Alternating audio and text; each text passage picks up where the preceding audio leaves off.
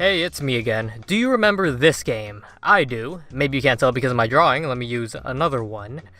Okay, that's just as bad. It's MapleStory, one of the first MMORPGs I've ever played. When I was growing up, I got introduced to this game by my older cousin, and being the young kid I was instantly hooked. I mean, come on, a game where I get to be a warrior, the class that I never touched, an archer, a mage, and of course the best one, the thief. I'm not sure what drew me to the thief the first time I played this game, I honestly have no clue, but looking back, this might be the reason why I've always gravitated towards the thief class in every game since. Thief or the archer. Don't sleep on the bowmaster, if you know, you know. I'm kind of an old school player when it comes to MapleStory. I got a friend who's also played for a long time, and he said that we're considered pre-Big Bang players. I gotta be honest, I don't even know what the Big Bang is or what it did. At the time, I was probably just too focused on playing the game to notice any real changes. I guess I noticed the UI changed, although it didn't really matter to me and I just kept playing. I was a young kid, okay? Cut me some slack. But yeah, I was mostly a Bear player, Windia sometimes, and Scania or Zenith if I was feeling extra deadly, which was almost never. I mean, I remember Fangblade and Ayumi Love, two goats of the game. I remember Zakum being a thing and me never even coming close to attempting that fight. And I even remember this trailer for Iran right here. Does anyone remember this thing? Although there is one last thing I want to talk about from the old days, and it's the single best skill in the entire game, Avenger. A skill that can be learned by hermits, aka thieves. This was and is the swaggiest skill in the game. I'll never understand why they removed Avenger because using that skill just showed everyone that you were that guy. Honestly though, I don't remember Avenger being that good. If you couldn't tell already, I'm a huge thief fanboy, and I also happen to be a Nightwalker hater because they just ripped off everything that Nightlords did first. Yeah, I said it. It's a joke, by the way. I don't actually hate Nightwalker. I mean, I do, but... So yeah, I've been here for a while. I forgot when I stopped playing specifically, but I think it was a bit after Demon Slayer was announced. I didn't really touch MapleStory for a long time, up until the quarantine happened, and once that happened, me and all my friends just got back on the game. That was definitely an experience. Yo! Hey, yo, hey! What is this? But that's not what I'm here to talk about. When I was younger, I was always playing games on my DS, but there was one game I wanted so badly but couldn't get. It was MapleStory on the DS, and it was in Korean and not sold where I lived. I was so sad because I loved MapleStory and being able to play it on the go seemed like the best thing in the world. And the worst part is that someone uploaded the intro cutscene to the game on YouTube, and that felt like a giant middle finger. You would think that at some point I would forget about this game being a thing, except I didn't. It's kind of the reason why I'm making this video. I've been curious for so long, and I think it's about time I finally give this game a shot. And before you say anything, yeah, I'm doing another video on a DS game. DS one trick YouTuber, okay. I went from doing only RPGs to only DS games. What's next, an RPG on the DS? Actually, I'm doing that right now. Tell you what, my next video won't be an RPG or a DS game. How's that sound? Good? I hope so. Alright, let's get started. The first thing I gotta say is that this opening had me horrified about how it would look in the video. The beginning is fine, it doesn't use the bottom screen at all, but then the second half has this. I know this is probably one small moment in a long video you'll forget by the end, but just look at it. I don't think my editing style is well suited for this. I honestly really hope I don't end up playing any other DS games that use both screens like this. Besides that, notice anything? Okay, well, if you were like me and saw the opening for this game on YouTube, you probably remember the song having lyrics. Apparently, the Japanese version just has the instrumental instead, and yeah, this is the Japanese version of the game being translated into English. Let me just say this though, I really do like this opening, and for those who haven't noticed, these are the designs for the original explorers. Not these guys, but these guys. Notice that there's no pirate. Also, yeah, I know, this opening is playing at like 5 FPS, I saw it as well. Is that Horntail? Is that my guy Horntail? Why is it 3 FPS? That's my guy Horntail. But come on man, I could care less. I'm finally playing MapleStory on the DS. I'm currently playing the Japanese version of the game with a translation patch by Edo 1989. Now, there was a disclaimer that only the warrior story was fully translated. I'm not sure what that means for the other stories, whether they're machine translated or translated at all, but I guess we'll be finding out soon. Starting a new game, we're greeted by Minerva, the gate guardian of the Maple world, and she gives us two options for starting out: to be simple-minded or sophisticated. Simple-minded or sophisticated? That's what I'm saying, man! Obviously, I got a little too excited over the thief being considered sophisticated, but in all seriousness, I went with the warrior since it's the storyline that's translated. You know I had to do it, but I had to name myself Dr. J, since I am the creator of the Dr. J style 360 wave glitch back in 2008. Please do not ask me what that means. Also, the game makes you do a little signature. That's cool, I guess. By the way, if you haven't played MapleStory before, a lot of what I say might just go through one ear and out the other, but I'll try to explain things. We begin in Perion, the place where you would go to be a warrior. The warrior is here sparring with his friend Hatch, who was really dropping me off. I mean, the game just started and I already lost my first fight. Shortly after, Black Bull comes over, the grandfather of these two. Today is the Maple Union skill licensing test, and he signed us up a little late, meaning that only one of us could take it. Hatch insists that we take the test first since he can take it next month, and because he thinks it'd be boring. Funny thing is that he's not completely wrong. Also, the warrior here does have a name, I think. I think his name is Dodo. I'll stick to calling him just the warrior. I found that name on a website, and I think all the explorers in this game are actual characters in this MapleStory comic, so yeah. Anyways, the test is back in Perion and is administered by a Maple agent. This is more of a tutorial than anything. You can jump, you can dash by double tapping the direction, you can crouch, and you can attack while crouching. The bottom screen shows a little mini-map as well as some other information. It shows your level, the percentage of your XP, how much cash you have, and your hotkeys. But we're not there yet. Halfway through the test, Black Bull sneaks in to teach the warrior one more skill. By holding down the right trigger, you can block or parry, depending on how good your timing is. Blocking reduces all damage received. It's a useful ability, but I didn't do it too often to be honest, because I'd rather just dodge. Last thing to mention, in this game there's a mechanic where you do more damage if the enemy is facing away from you. I think you do double the damage. I love this mechanic because, minor spoiler, it applies to bosses too. Near the end of the test, you'll find a fairy, being this game's save points. Saving restores both HP and MP, and this fairy will always be there right before a big fight or a big event, making him the real MVP. The final thing to do is to beat a blue ribbon pig, and when you beat it, it drops a skill book, now starting the skill usage part of the test. It's just an excuse to get the player to actually use the skill. To use the skill, you're gonna have to register it to one of those hotkeys down there. You can change it to whatever you want, but for now, the Maple agent is gonna put it at L for us. Slicing and dicing those mushrooms, we're now legally allowed to use our skills. That's all there is to the test. Now the real game begins. Walking out of the testing site, there's a flash of light, and the music gets all eerie. Strange, but that's not the weirdest thing that happens. As we walk back towards Perion, there's more flashes of light, and the portals behind the warrior disappear, and suddenly, red portals appear. When I went through one of the portals, I was sent to places that were clearly not Perion, a bunch of snow and an underground cave. Something is definitely wrong. It seems all the portals are disappearing, and the warrior needs to get back to Perion before this one disappears. When we get back to Perion, Black Bull and Hatch see firsthand how the portals are disappearing. Right after, we get shown a wall of text explaining what's going on. This whole thing of the portals disappearing would be called the portal anomaly, which happened all over the Maple world. In place of these regular portals, red ones would show up instead, but as you saw before, they would teleport you to random places. The portal anomaly wouldn't happen again, but the portals that changed didn't go back to normal. Most people either just got used to it or flat out avoided these things. However, some mages began to worry about the safety of the goddess. As recorded in the Genesis of the world, the goddess began time and defined other what the fuck? Okay, if she made the Maple world this way and things are bugging out like this, something must have gone wrong. After an unspecified amount of time later, we're back in Perion with Dr. J. I'm not calling this guy Dr. J. I know I named him that, but he's just the warrior. Or Dodo, I guess. Hatch managed to get his skill license through a simpler test, which might imply that a month has gone by, but there's also the fact that all the portals are still messed up, so maybe not. With a complete change in topic, the warrior just suddenly says that maybe the world wants him right now. He thinks it would be fun to save the world, and judging by the way Hatch responds, this seems like a common occurrence. He then pulls out his family heirloom, a chipped red stone, and quotes his late father that protecting this stone is one way to save the world from crisis. Hatch is skeptical since it's just a red rock, and the warrior also acknowledges that, yeah, this is just a rock, and that his main motivation comes from more of the problem at hand rather than saving the world. Because of this, he asks this guy named Manji for advice. Hey, I know that guy. Anyways, Manji tells him that he needs to find out what he truly wants to do. While the warrior is still unclear of that, Hatch says that he wants to leave Perion because he can't truly find what he wants to do being stuck in this place. Okay, well these two quickly change topics to their grandpa. Apparently, Black Bull hasn't been seen in a couple days because he left Perion to go do something for Aunt Sophia. As seen before, the whole portal anomaly thing might have something to do with the reason why he hasn't been back for a couple of days. He honestly might have gotten lost on the way back. I talked to a few people around town, but I don't really get much until I run into Aunt Sophia herself. Turns out, she asked Black Bull to deliver a letter to her nephew in Hennesis. And yeah, I say Hennesis and not Hennessy. She tells us that Hennesis is to the left, and it looks like we've got a lead. Hatch is gonna go clear out the right side before joining us, so let's get going. Just by heading a little to the left, you'll run into another feature for the bottom screen, the GPS. I don't think I used this thing even once,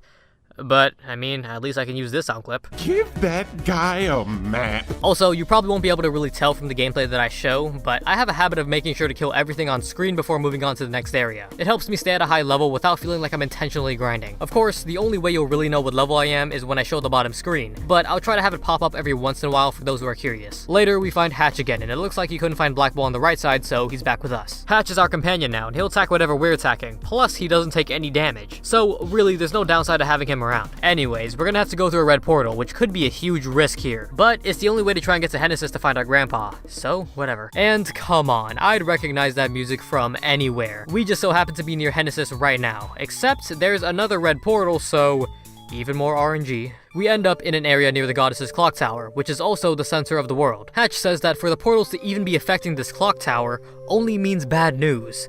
But as of right now, dude, I'm level 6, what am I gonna do? After being transported to another strange location, we're in a subway station right under Kerning City. We find this weird pirate running away from some Maple agents, and yeah, let's go follow this guy. This section kinda introduces something that'll be a problem later.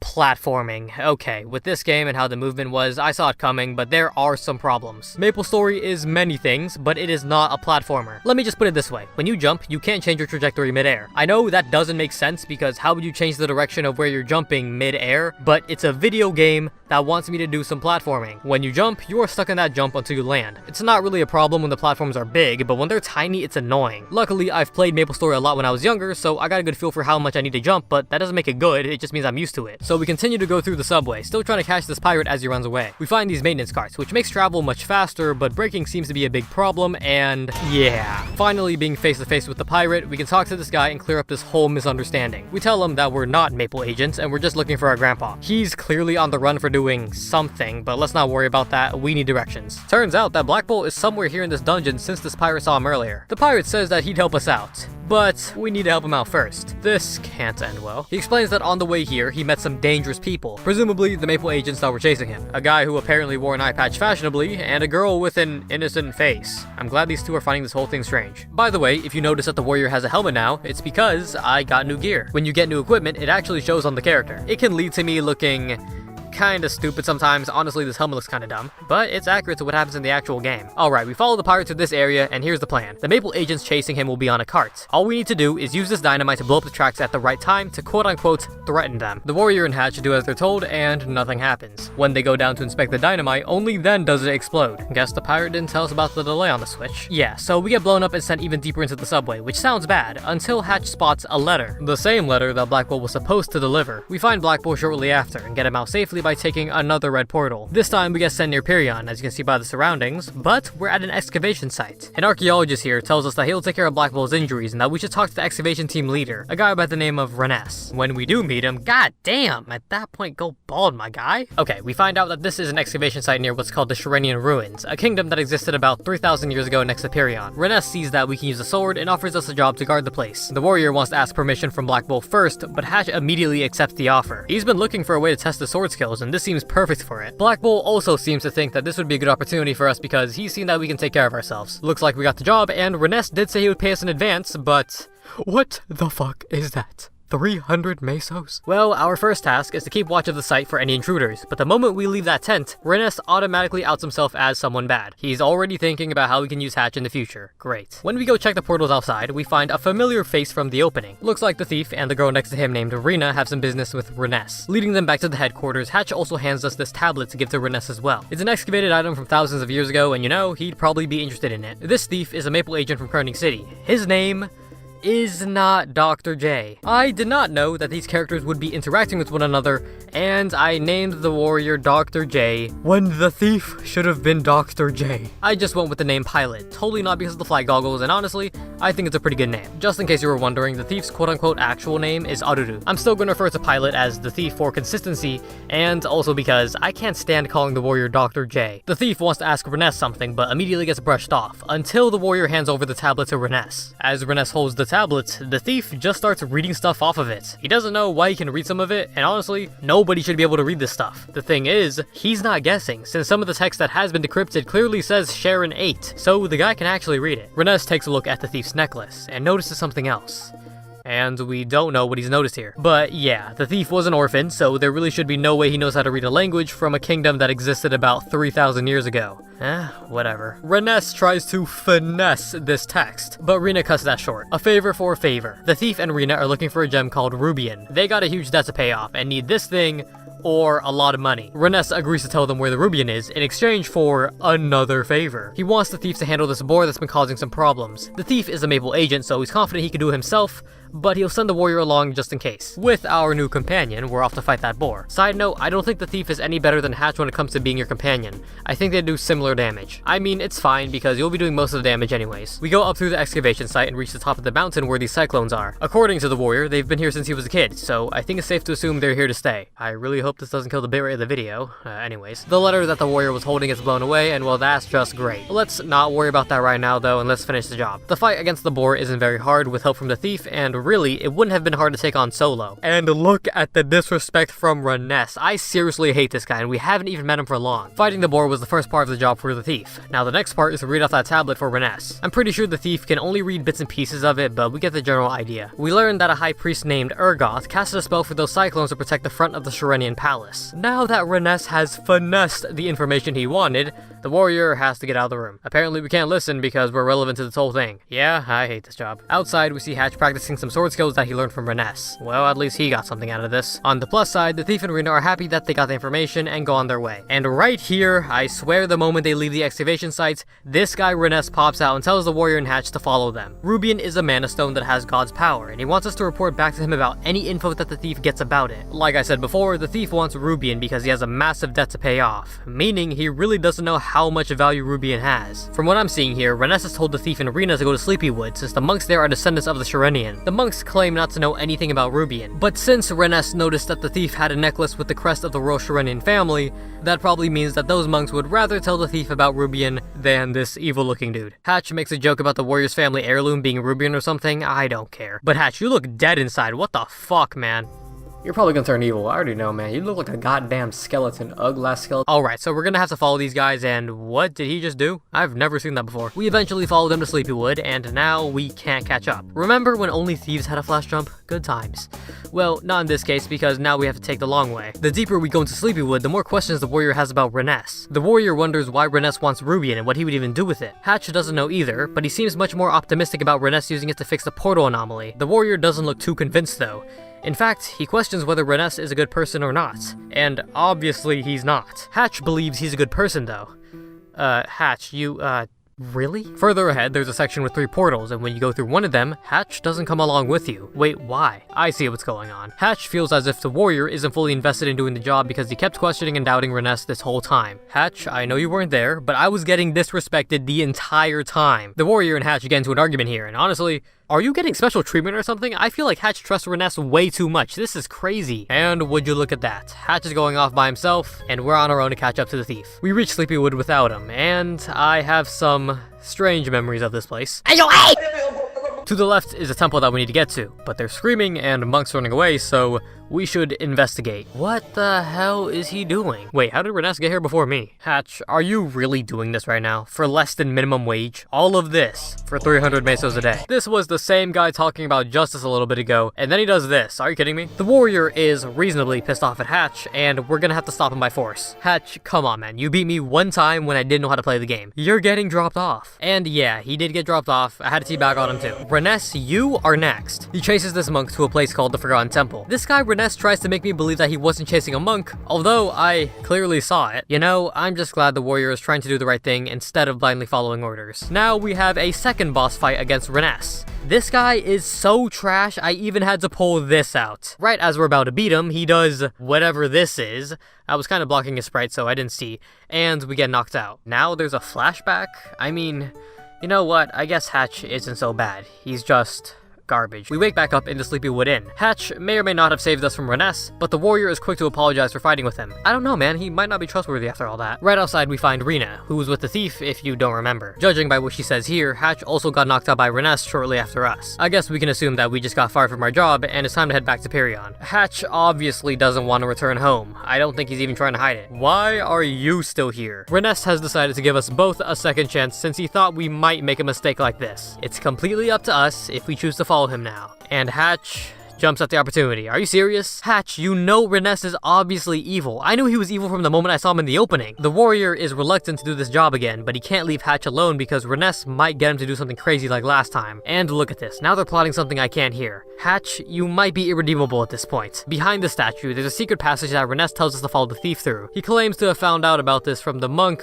laying on the floor. Are you sure you didn't do that to him? We get to the Golem temples all the way back near Genesis to meet up with the thief. And the moment Hatch speaks, he mentions the Piccolo of Silence, something that he should have no knowledge of and something that we have no knowledge of either. Turns out that Hatch never betrayed Reness at all. He pretended to have gotten knocked out by him. Reness knew that the thief and Rena were inside of that forgotten temple. Once they came out, they'd see the warrior and Hatch both unconscious and bring them to safety. It all goes according to plan, and Hatch takes this opportunity to listen into their conversation. This lets him find out that they don't plan on giving the Rubian to Reness and finding out about the Piccolo of Silence in the Golem's temple. I mean, I guess if Rubian is so powerful, it would be kind of a waste to only use it to pay off some debt.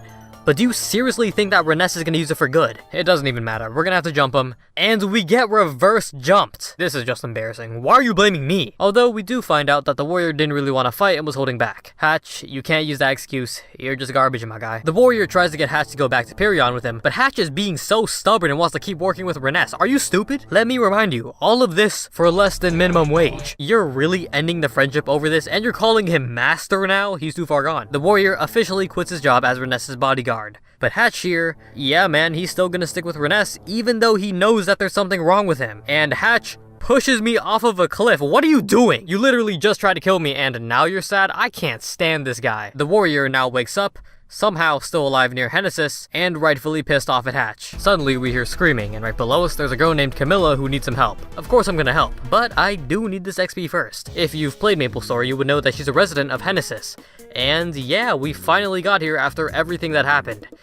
I got pushed off a cliff for this. The townspeople speak about a lady from a noble family, and she's not here right now, so that's why the town is quieter than usual. I don't know why I said that. Maybe I'm foreshadowing something. Or maybe I just read something random. I guess you'll have to find out. Hey look, it's Athena Pierce. Or Helena, I guess. Who's that? We head into this house here with a girl laying on a bed. This is Maya. She's a sick girl who can't really go anywhere and usually waits for letters from her aunt in Perion. Sound familiar? Yeah, it's the same letter that got blown away in the cyclone and was the thing that Black Bolt originally set out to do. The warrior feels horrible about this and rushes out to get back to that excavation site. It's gotta be somewhere in that area. When we do get there, we get kicked out immediately. Well, that sucks. Good thing we do know one guy who would help out. The archaeologist that we met the first time we got here. We're gonna have to sneak around some guards, but come on, I've played Metal Gear Solid. I actually haven't. Nurse here, that's his name by the way, tells us that Reness has ordered for the excavation site to be off limits, which is why I got kicked out. I mean, that's cool and all, but we need to find that letter. It looks like this girl named Shuang found the letter while cleaning up and threw it in the trash. As of right now, we can't check the trash bin due to all the guards. However, there is a way we can get there, and it's by fitting these 3 gems into certain totems around Perion. Once we do that, we need to find a faceless totem and a secret passage will open up for us. And she was completely right. It looks like things are looking up for us. Kinda, I mean, we still almost got killed, and we're not sure if we can even find this letter, but we gotta stay optimistic. We get to the trash can that Shuang was talking about, and we get the letter we need. Now we just gotta get over to Maya's house and make things right. And finally, we deliver that letter. I think this letter was brought up in like chapter 2, and we're just delivering it now at the end of chapter 5. Yeah, I totally forgot to mention the chapters in this game. After certain big events happen, it usually means it's the end of a chapter. Like when Hatch pushed me off a cliff. I didn't really feel the need to mention that stuff, but you know what, I'll come back to that. The warrior is now back in Perion, just wondering about a lot of things. Hatch hasn't come back, and even if they were to talk, what would even change? There's only one person we can ask for advice. Manji. But he's not in the usual spot. He's apparently gone to the left towards Kerning City. Well, let's get over there and try to get some advice. I wonder what he has to say about all this. We find Manji, not in Kerning City, but here in Ludibrium talking to the archer, being the first time we've seen her in the story. Apparently, to get stronger, she's gonna go to Alinea or something, but that doesn't really concern us. Really, I'm wondering what she's talking about. She's curious about the Sharenians, and then brings up things like the Piccolo of Silence and a person who sings Rubian. What is she talking about? Okay, the one thing I got from this conversation is that a man with the power of Rubian destroyed the Sharenian kingdom. Slowly, we're getting bits and pieces of information, but how the hell does Manji know this stuff? I guess I know why the warrior wants his advice. This guy just knows everything. After the archer leaves, the warrior explains everything that happened with Hatch. Strangely enough, Manji asks if the family heirloom of the warrior is still safe, but other than that, his advice is to beat Reness and his problems will be solved. The warrior tells Manji about getting one shot last time and wonders if going to Alinea like the archer would help him get stronger. Manji recommends that we go to Magatia instead since, I don't know. To get there, he gives us the blue seed of path. Apparently, it'll fix that broken portal down there and send us to Magatia. He also warns us that on the way there's an altar that we should never break, because we'll probably never see him again if we do. Sure, you clearly know something I don't. I won't ask any questions. Alright, we're here in the dead mine. We find a seesaw and 2 chests. There looks to be a way we can actually get up there and get them, but this doesn't look like a job for one person. Whatever, it's fine. In the area to the right, there's a statue. What are you doing here? The statue has a message saying that it needs the present eye and the past eye. There were 2 chests right before this area. I think you know what I'm getting at. We need whatever's in those chests. When we get back there, we run into the mage who I named Mava. I think that name is literally perfect, but the actual name of the mage is Deliki. I think. I don't know. The warrior looks at her closely, and she seems familiar, but let's just move past that. The mage was also looking for the Magatia laboratory, and needs whatever's in those chests, so it all works out. Now that we have some help, we can boost her up there and get what's inside, being a pickaxe and stone spray. The stone spray can be used to harden an organism, so they both come to the conclusion that using the stone spray on the big-eyed monsters will give us the present eye. If we use the pickaxe on these sparkles on the ground, we hope it'll give us the past eye. And it does. Hey, I mean, it seems to work, so I'm not complaining. Also, this spot with the lava rising is the worst thing in the world. I was stuck here for longer than I probably should have been, but come on, this is annoying. As we reach the Magatia basements, we run into a giant statue with 6 arms. Yeah, it's a Coom. We gotta fight him. This is probably the first boss fight that can cause some problems, but even then, the warrior is just really good at running up, tanking damage, and dealing damage. There was a bit of an issue when it came to the range of the warrior, but it really wasn't all that bad. Nothing compared to the actual Zakum. Trust me, you are not beating Zakum at level 29. After beating the boss, we walk a little further and find the entrance to Magatia, and it seems locked until this guy shows up. The mage and Sergeant Bravo seem to know each other, and why is he dancing? Finally, we're in the lab. We see Romeo and Juliet. Well, they're having a moment. And the warrior almost lets his intrusive thoughts win. So apparently, Romeo met the mage back in El Nath? Papulatus, what is going on? What's up with her wand? And why is the rock being mentioned? Well, the reason the wand and the rock are important is because they're both Rubian. We find out from Romeo that the portals in the Maple world were possibly made through the power of Rubian. There's 4 pieces of Rubian in the world, and 2 of them are right here. There's another piece of Rubian that Romeo knows about and lets Juliet tell the story. Magatia has been researching the secrets of Rubian for many years to no avail, until Dr. Reness came up with the idea to combine a pseudo-lifeform and Rubian to control its power. After much consideration, the director, named Dr. Powen, gave it the green light, and thus, Papulatus was created. We let Romeo and Juliet do some research on the Rubian piece, and then Juliet gives us a secret weapon to beat Reness. Special earplugs. I mean, if it works, it works. Suddenly, the alarms go off, and the toy corpse of Papulatus are approaching Magatia. What are the toy corpse? Romeo tells the warrior that this is the safest place to be right now, but the warrior runs out to save Hatch from Reness as fast as possible. Is this a good idea? No, because the toys sent by Papulatus are really strong, and they broke the altar. The one thing Manji told us not to do. Great, now we have a vertical platforming section because of rising lava. We reach the end, but the portal's too high up. It looks like this is it. But my guy Manji gives us a rope to help us get out. And now here is where I cut in and talk about what happened on the recording side of things. I kept playing for a couple more hours. This was the end of chapter 6, and I made it about halfway through chapter 9. And then my recording died. I lost about 3 hours of footage, and yeah, I could just turn the recording back on and act like nothing happened, but skipping 3 chapters and a half of gameplay, that would just be so confusing. The problem was that I was already so deep into this chapter, and I saved plenty of time, so there was no way I could go back. I had one last option to make sure you guys could see what happened in those chapters. I had to delete my save and re-record and replay the game from the start to get back to the end of chapter 6. You can guess what I thought about all this. Oh man. Fuck, man.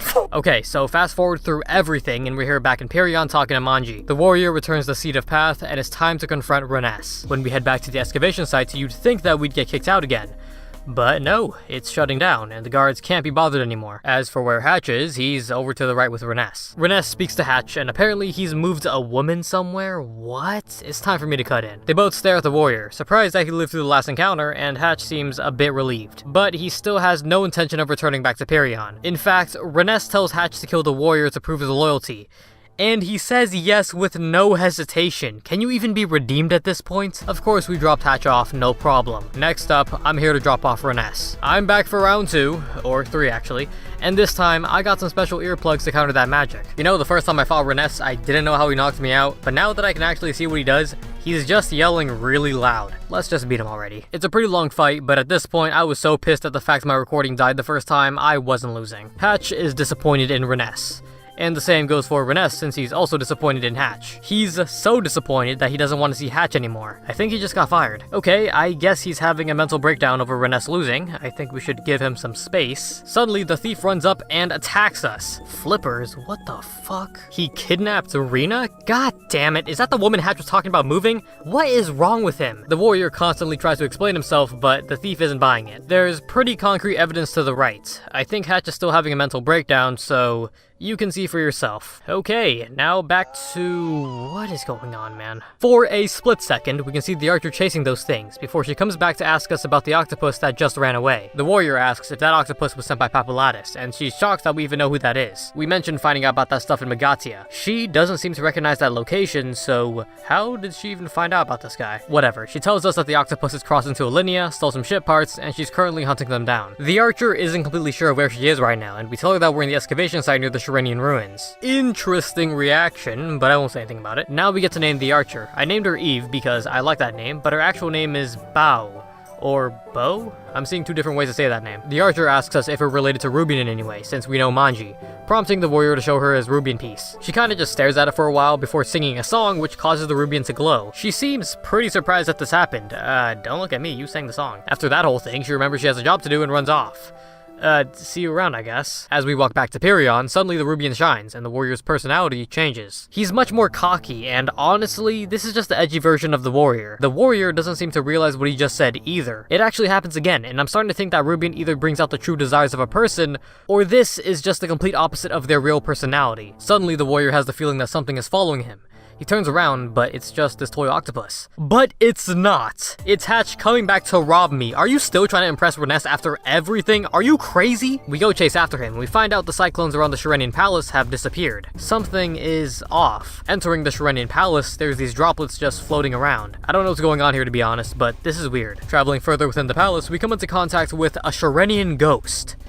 And we can't understand a single thing that this person is saying. I can't lie, when I saw this text for the first time, I thought the translation bugged out on me. Thank God that wasn't the case. Imagine if I had to scrap this video. What, another 9 months for a new upload? I've done that before. Yeah, so we can't understand a word this person is saying. So we just head in and find Hatch struggling to get into this room right here. Where is he going? What is he even trying to do anymore? By the way, remember how I thought the translation bugged out on me before? Right here, I got really scared when the warrior started speaking the same language, but thankfully it was a false alarm. We still need to find Hatch and get our Rubian back. Honestly, I'm starting to be more scared of him than Reness. There's no way he could have gone down here, it's full of water. So let's just keep pushing forward. Well, the door's locked.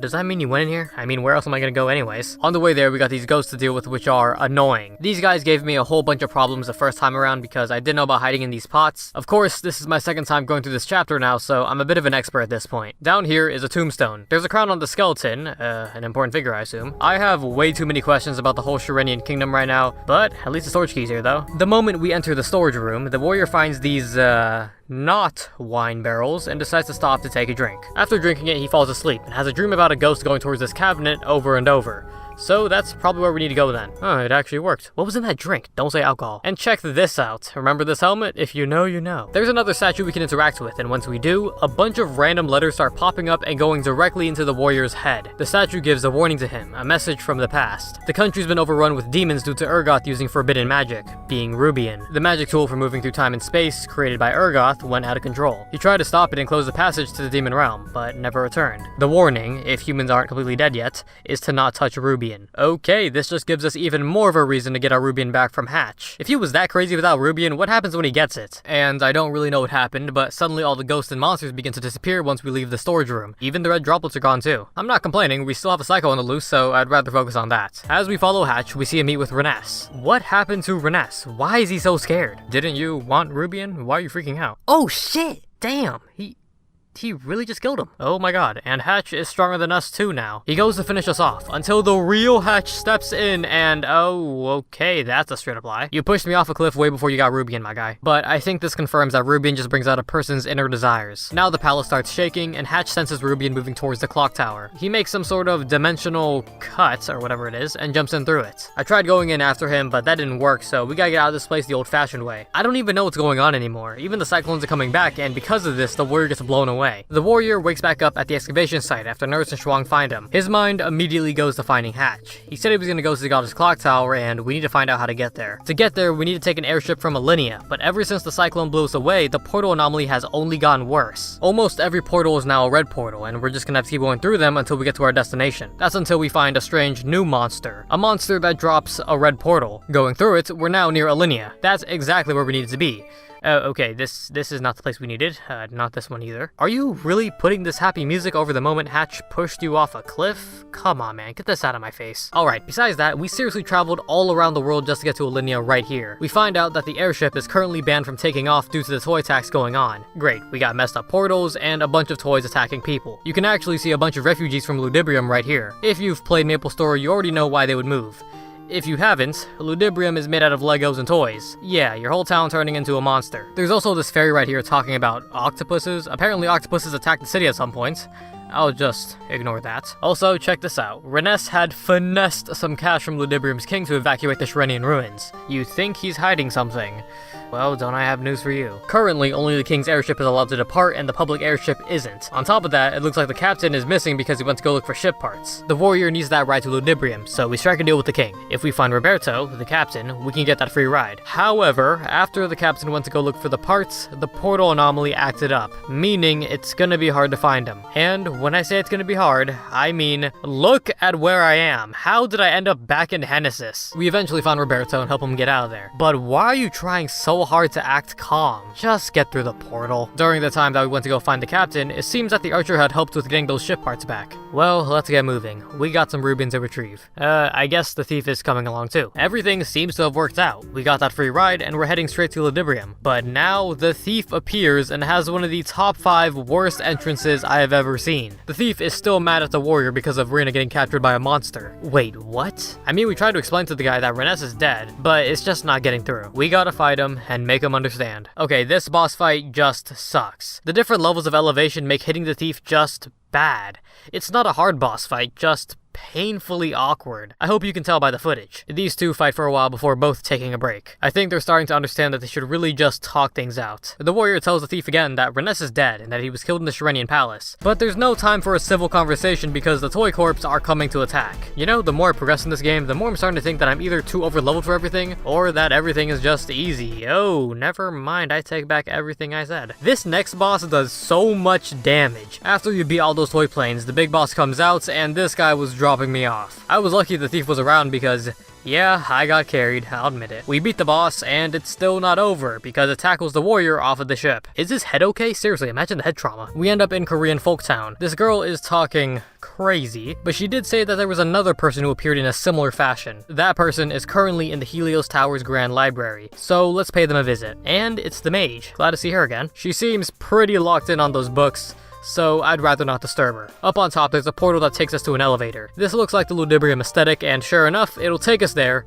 If it worked. I said I wasn't gonna disturb her, but we need some help. She's muttering to herself and says some stuff about a song in the village. Yelling at her, we finally get her attention, and she's glad to see us alive after the whole Magatia thing. Oh yeah, I totally forgot about that. Romeo and Juliet may or may not be dead after that attack on the lab. The warrior might have had the right idea running out of there. However, the mage did receive a cell sample of Papulatus from them. It's the reason she's reading all these books, to try and interpret its code. She's currently stuck at an important part, and that's where we come in. In one of those books, there's a word she can't read because it's in ancient letters. Sounds bad, right? Well, there's a song being passed down in the village which is a translation of those ancient letters. We find that song for her, she fixes the elevator for us. Sounds like a deal. Works for both of us anyways because she wants to meet Papulatus.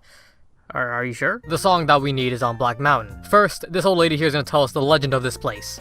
Let me just fast track this. God sends down a goblin. He guards a song carved on a tree. He splits the song into 3 and makes 2 fake ones to confuse people. Each song is guarded by a ghost. Yeah, let's do this already. So I know I haven't really talked about the levels or whatever you want to call them in this game, and to be quite honest, there's nothing really to talk about. It's just going from point A to point B. It's never anything too crazy. This section right here though, is where things get deadly. This ghost section is the worst. Okay, you got these 5 songs to look for. You go to these trees with letters on them while a ghost chases you. You can shake the ghost off by mashing buttons and stuff, and they'll go away permanently once you interact with that tree. That being said, when the ghost latches onto you, they take away a lot of HP. And yeah, sure, all you have to do is interact with the tree, but they have you going damn near across the world for these things. And because this was my second time here, I was starting to get sick of this. Once you get all 5 songs, you can return back to the original, song tree, and put the songs in the right order. This is where I was originally before my recording died, so now I have finally caught up to where I should have been. Can't lie to you, I was stuck here. I could not for the life of me figure out the order of the song. There might have been hints somewhere that I missed out on, but I was just trying to speedrun this. Want to know the order? Here you go. Things just can't be that easy though, because the goblins are here to tell us to leave the song. Are you serious? There are way bigger issues in the world, and you're gonna fight me over a song? Gotta be honest, I was getting beat pretty bad. I did have millions of potions I could use, and I did win, but I was still getting dropped off. I can't even feel happy about that win. Thanks to what we did, there will be no more ghosts in Black Mountain.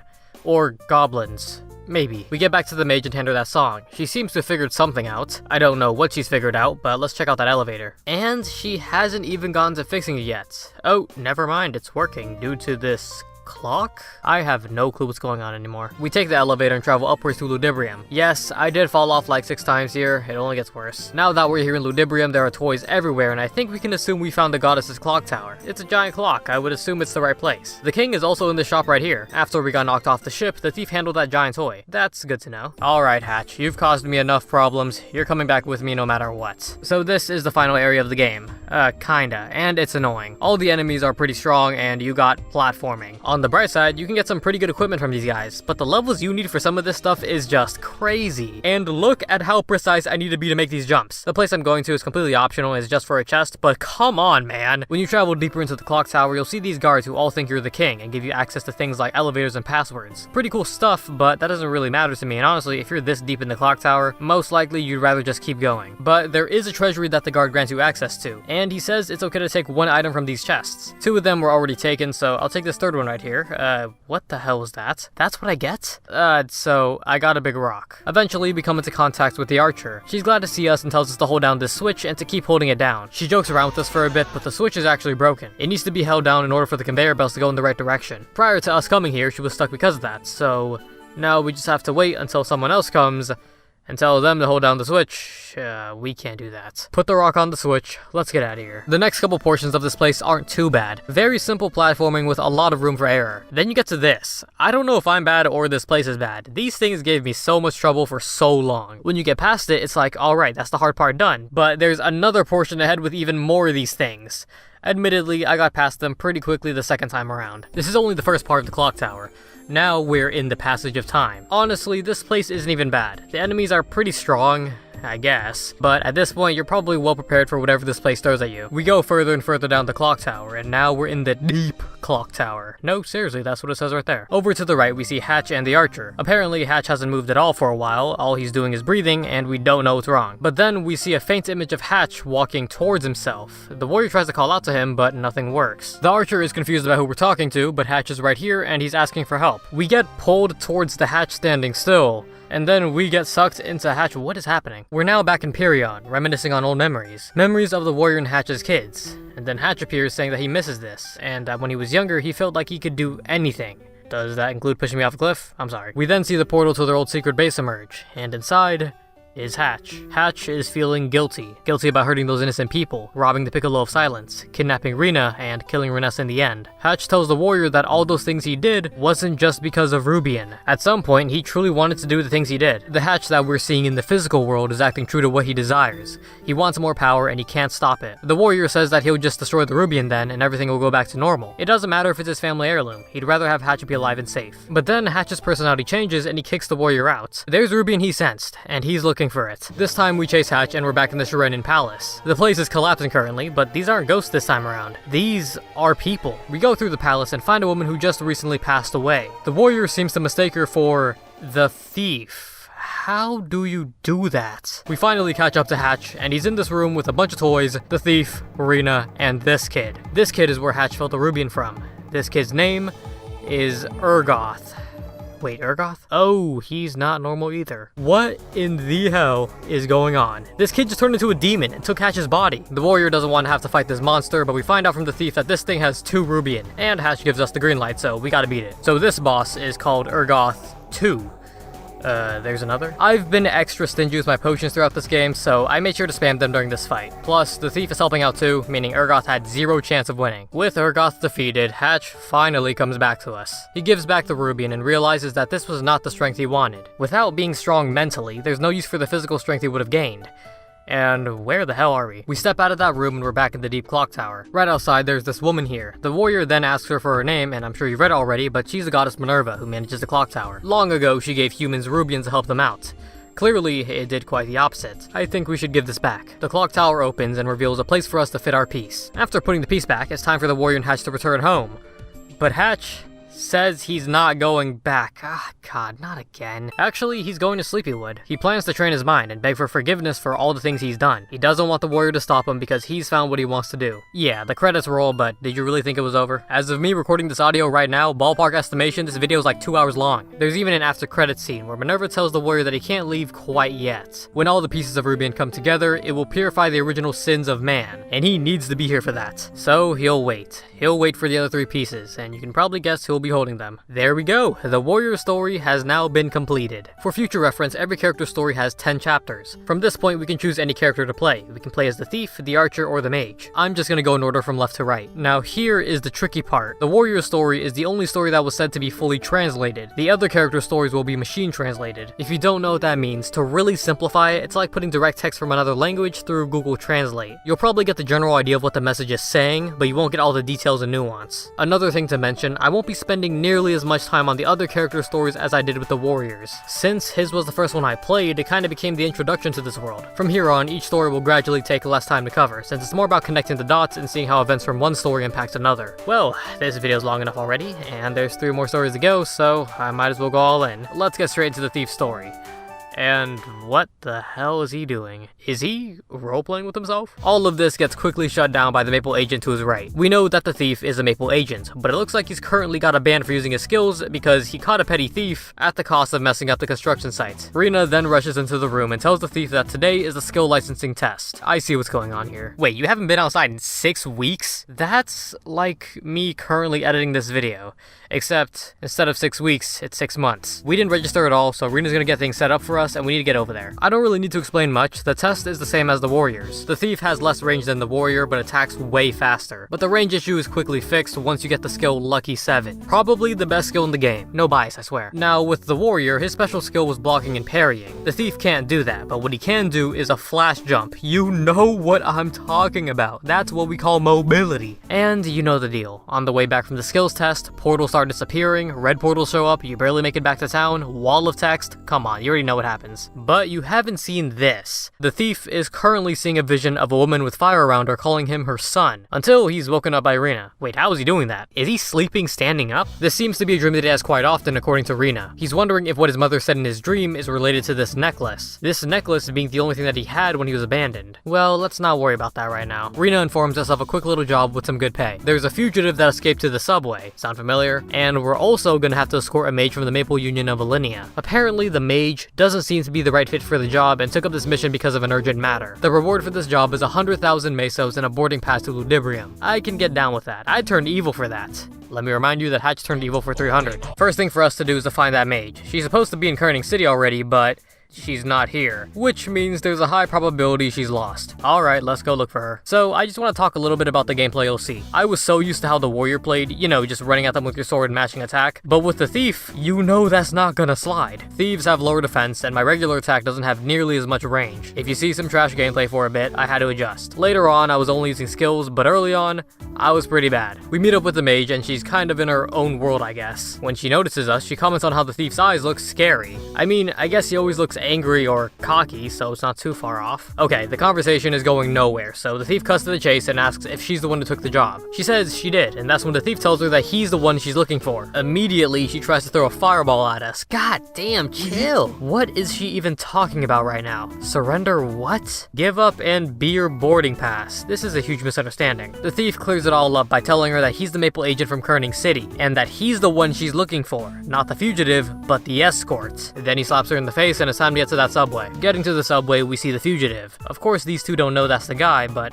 that's the guy. The mage thinks he needs some help and engages in a civilized conversation. This pirate here is being chased. What a coincidence that we're also chasing someone right now. The thief tells her to stop talking, and she tells the fugitive that we're with the Maple Union, and then asks the fugitive if he's seen the culprits. Well, we found him.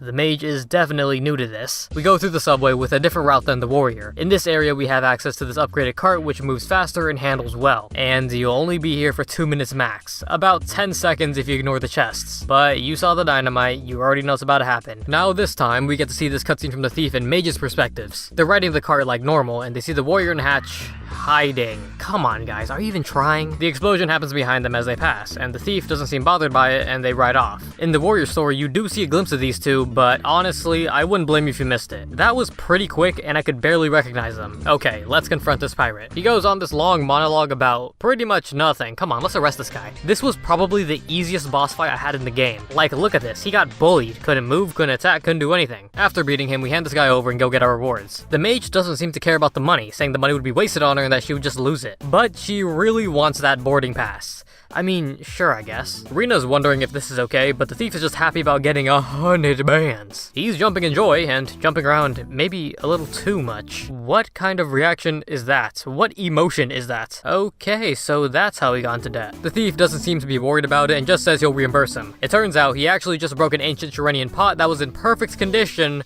worth 10 million mesos. We don't have that much money, but there might be something else we can do. This guy, Mr. Wang, is a Shirenian fanatic. He's looking for all things Shirenian, but what he wants most is Rubian. This whole part is kind of confusing due to the translation, but I think if we find Rubian, he'll deduct 1 million mesos off of our debt. There's really nothing we can do here, so we just gotta accept his contract, and now we're looking for Rubian and artifacts related to the Shirenian royal family? That wasn't even part of the deal. According to Rena, the thief would usually be glad to take up a mission like this, but there's something in him that makes him a bit afraid. Good instincts, but hey man, you don't have money and you have a debt to pay off. So we're gonna need to get a report of Rubian from a Maple agent in Perion. The report tells us about Renes's excavation site near the Shirenian ruins. If we can get there, we can get some extra information about everything. This is the part where the thief and Rena would travel to the excavation site and meet the warrior for the first time. Things go like how they did last time, with Renes noticing how the thief read the Shirenian tablets, and with the thief and the warrior being this bore. Since we've gone through all that before, let's get to the interesting part. Back in the warrior story, there was a moment where he got kicked out of the tent because he was quote-unquote irrelevant. This time around, we finally get to know what Renes told the thief. Renes tells the thief that he found a red gem that resembles Rubian in Sleepywood. Apparently, he gave the Rubian to the monk Trishrama. Look at how he's trying to finesse by calling it a cursed gem. However, seeing how he died for it, I would say that description is accurate. Now it's time for us to get to Sleepywood. I would try and decipher this whole conversation, but this is unintelligible. Luckily for us, Rena knows a shortcut for us to get there. If you recall, this would be around the same time that Renes tells the warrior and Hatch to follow the thief and Rena. So the thief gets to the temple in Sleepywood, and our first task is to talk to all these monks and figure out which one is Trishrama. Seriously? After finding him, the thief is a little too straightforward and Rena has to calm things down. We ask about Rubian and he doesn't have it, but he did see a vision that an unexpected visitor would be coming. I don't think it was about us though, I think it was about this guy. Trishrama wonders why we're looking for Rubian in the first place, and Rena tells him it's because we need the money. However, he can sense a bit of fear in the thief, as if his heart isn't all there. You know, probably because he doesn't actually want to do this. While the temple might not have the Rubian that we're looking for, there are bits and pieces of things from the Shirenian royal family that we can take a look at. Following Trishrama, he tells us that there's someone in the basement who knows much more about Rubian than any of the monks. The strange thing here is that the place he's leading us to is the same place where one of the demons who caused the destruction of the Shirenian Empire was sealed. I guess if we want Rubian, we gotta do this. This stone gate right here is the entrance to the Forgotten Temple, and it seems like the thief feels like he's been here before. It doesn't seem like we can open the door, and we have zero clue on how to approach this. The thief and Rena decide to take a little break instead of standing around all day. I say that, but he's literally sleeping while standing. He has another dream, this time not of his mom, but of a king in front of this door. The statues all light up in a certain order, causing the door to open. And since we have no other leads, we might as well try it. Surprisingly, it works, letting us enter the Forgotten Temple. This place is quite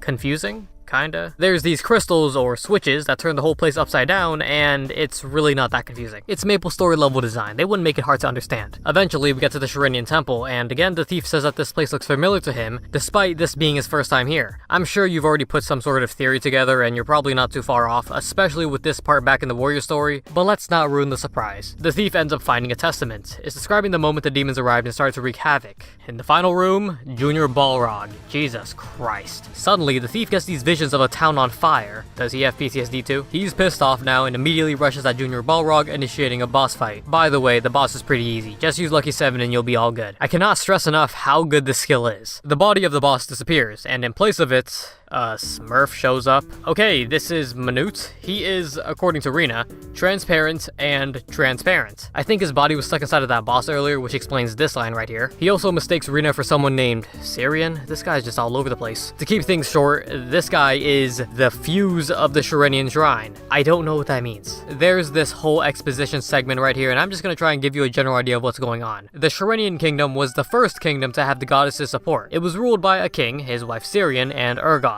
With help from the goddess, Urgoth created a way for places to be connected through portals. But one day, cracks appeared all throughout the Shirenian Kingdom, releasing demons all over. By the time this guy woke up, his soul was already trapped in a demon. I'm not sure what this means right here. What is that? There we go. Rubian wouldn't be here, but it would be in the royal palace. That's some information I can decipher. Right now, we can't enter the royal palace because of all the cyclones, and it turns out that this guy Manute had a part in creating that defensive magic all those years ago. In order for us to be able to get past all those cyclones, we're going to need the Piccolo of Silence. Now things are starting to connect. We can find it in the Shana Temple, otherwise known as the Golem's Temple. And remember, if there's anything he doesn't know, he'll answer it. With all this newly acquired knowledge, the thief and Rena start to rethink their thoughts about giving Mr. Wang that Rubian. If it's powerful enough to create the portals that we use in the Maple world, we're just gonna have to show him the ruins and hope he's satisfied with that. How did this guy get in here? Shrama tells us that we need to leave immediately because there are villains outside. But once we get out there, we see the warrior and Hatch laying there pretending to be hurt. Of course, the thief and Rena don't know that yet. We check up on the other monks and take these guys back to the inn. Did you just say Mr. Lee? Who is Mr. Lee? Well, we already knew that Reness was bad all along, but Hatch actually reveals to us that it was Reness who sent him and the warrior after us. I didn't think he would actually tell us that. This is the part where Hatch overhears everything we're saying about the Piccolo of Silence and going to the Golem's Temple. Rena is gonna stay behind here, I wish I knew why, but we head over to this monk near the temple to get out of here. This time at the Golem's Temple, things are a little different. The last time we were here, there was an area that we could not get through at all because we didn't have the flash jump. Now that we do, we can finally explore it. There's a broken golem up here, and what it's telling us is that there's 3 other golems to beat before this one wakes up. There's the fire, water, and earth golem. It's light work, nothing too hard. These are all just mini bosses. Honestly, just spam magic or spam Lucky 7, the best move in the game. Once you beat all of those elemental golems, there's the real boss. If you beat the other 3, you can beat this one no problem. And there we go, we got the Piccolo of Silence. You see that down there? 2 people waiting? You know who they are. We've been through this before with Hatch's whole plan,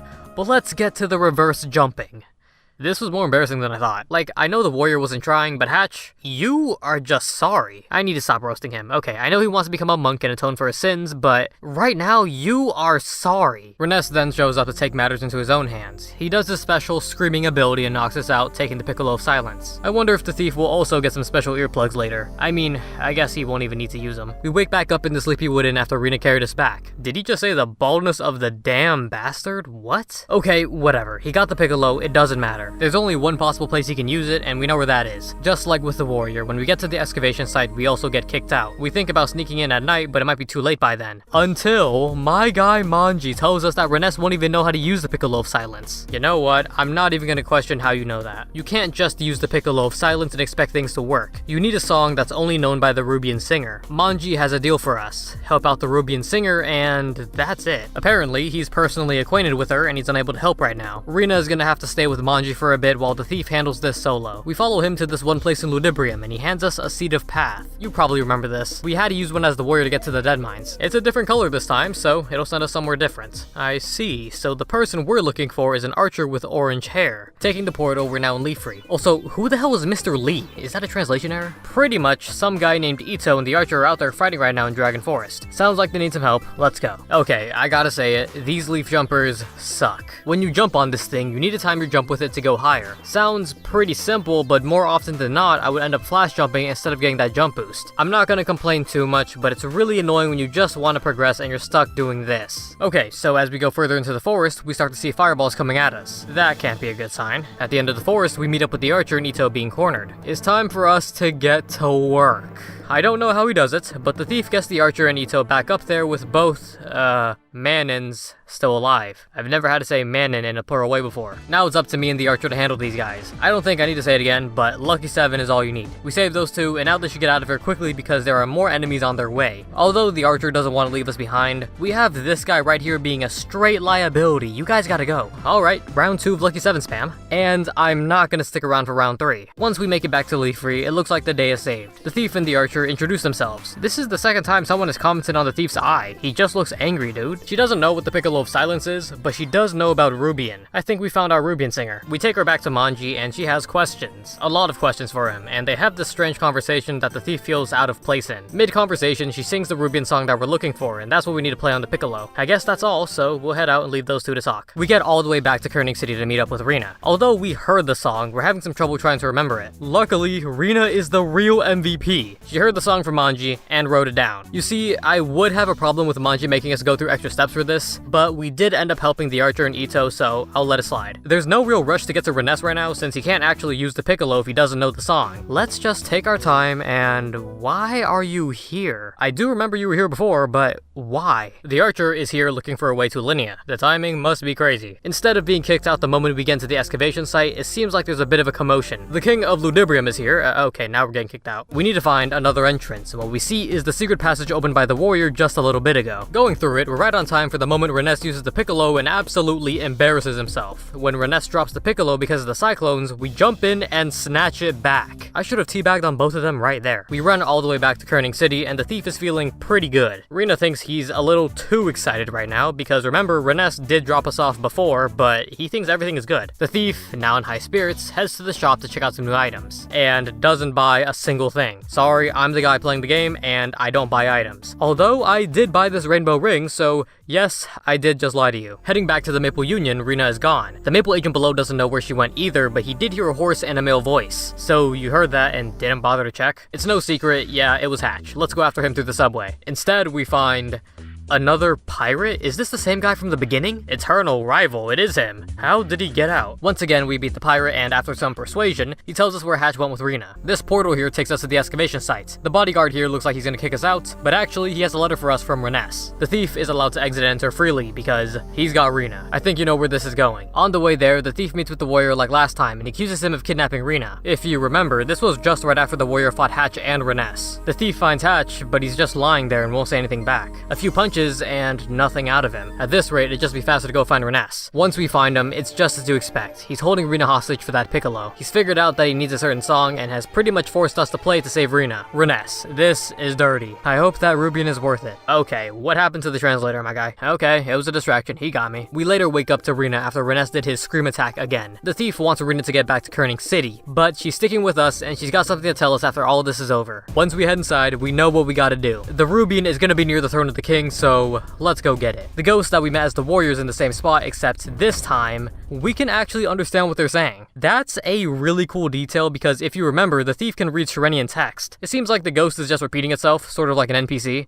Well, that's kind of what it is. Next area over, we see Reness breaking through the seal of that door. How does he know how to do that? Well, it's our turn to try and figure out how to get in. Going deeper, we find the device to open the floodgates. It's missing a handle, and we don't have a way to break the seal, so we gotta do something. No matter how unrelated it may seem, it'll always work out in these games. This section plays out the same as before until we get to those wine barrels. For some reason, when the thief drinks this stuff, he gets superpowers. Not even joking, the game literally tells you that you are invincible right now. It doesn't last forever, and it kinda led me to this situation, but it all works out because the next room over lets us pick up the Sunstone. This thing will let us finally fight these ghosts instead of running away all the time, and we're gonna need it because we found our boss right here. I don't know what this thing is talking about, some sort of king's trials. I'm just here looking for a handle, my guy. As soon as the ghost dies, a tomb appears, and we find the handle we need. Once we get that in, all the water is gone. Now we can look for a way to find Reness and finesse him. Oh yeah, we're looking good. We found the king's crest, and that has to be the key to unlocking the seal. There is something strange though. Rena notices,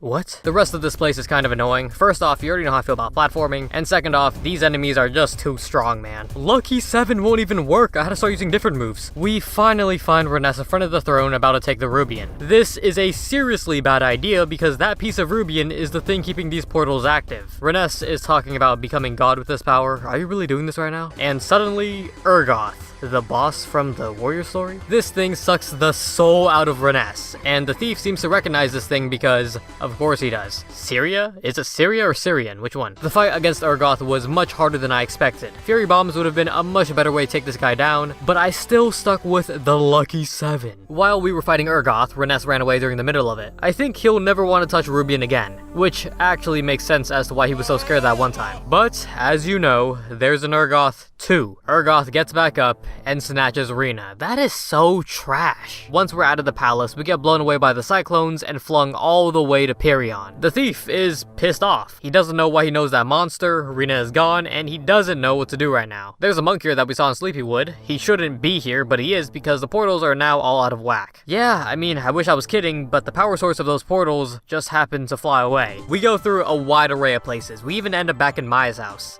Okay. But we eventually get back to the Sleepywood Temple. There's only one person we can talk to for help right now, and he's down there in the basement. It just so happens to be the case that the entrance to the palace has been blocked off. Apparently, an earthquake happened, and now we're gonna have to go the long way. In this section, we can break certain walls with our weapon, and you can get lost super easily. Okay, I don't know if that's true, but I know I did. It's partially the reason why my level ended up being so high. Like, I fought the zombie mush mom, which I'm pretty sure was supposed to be the boss, and then I proceeded to spend another 20 minutes here just walking. Finally, I got out of there and reached the Shirenian Temple. Reading this right here, it turns out that Manute was a pretty high-ranking guy, with the only person higher being Urgoth. I mean, that's interesting, but honestly, I do not care right now. Let's get to Manute and talk to him about Rubian. We explained that a demon came out of the Rubian and took Rena. After we describe the appearance of it, we find out that it's the robe of the substitute prince.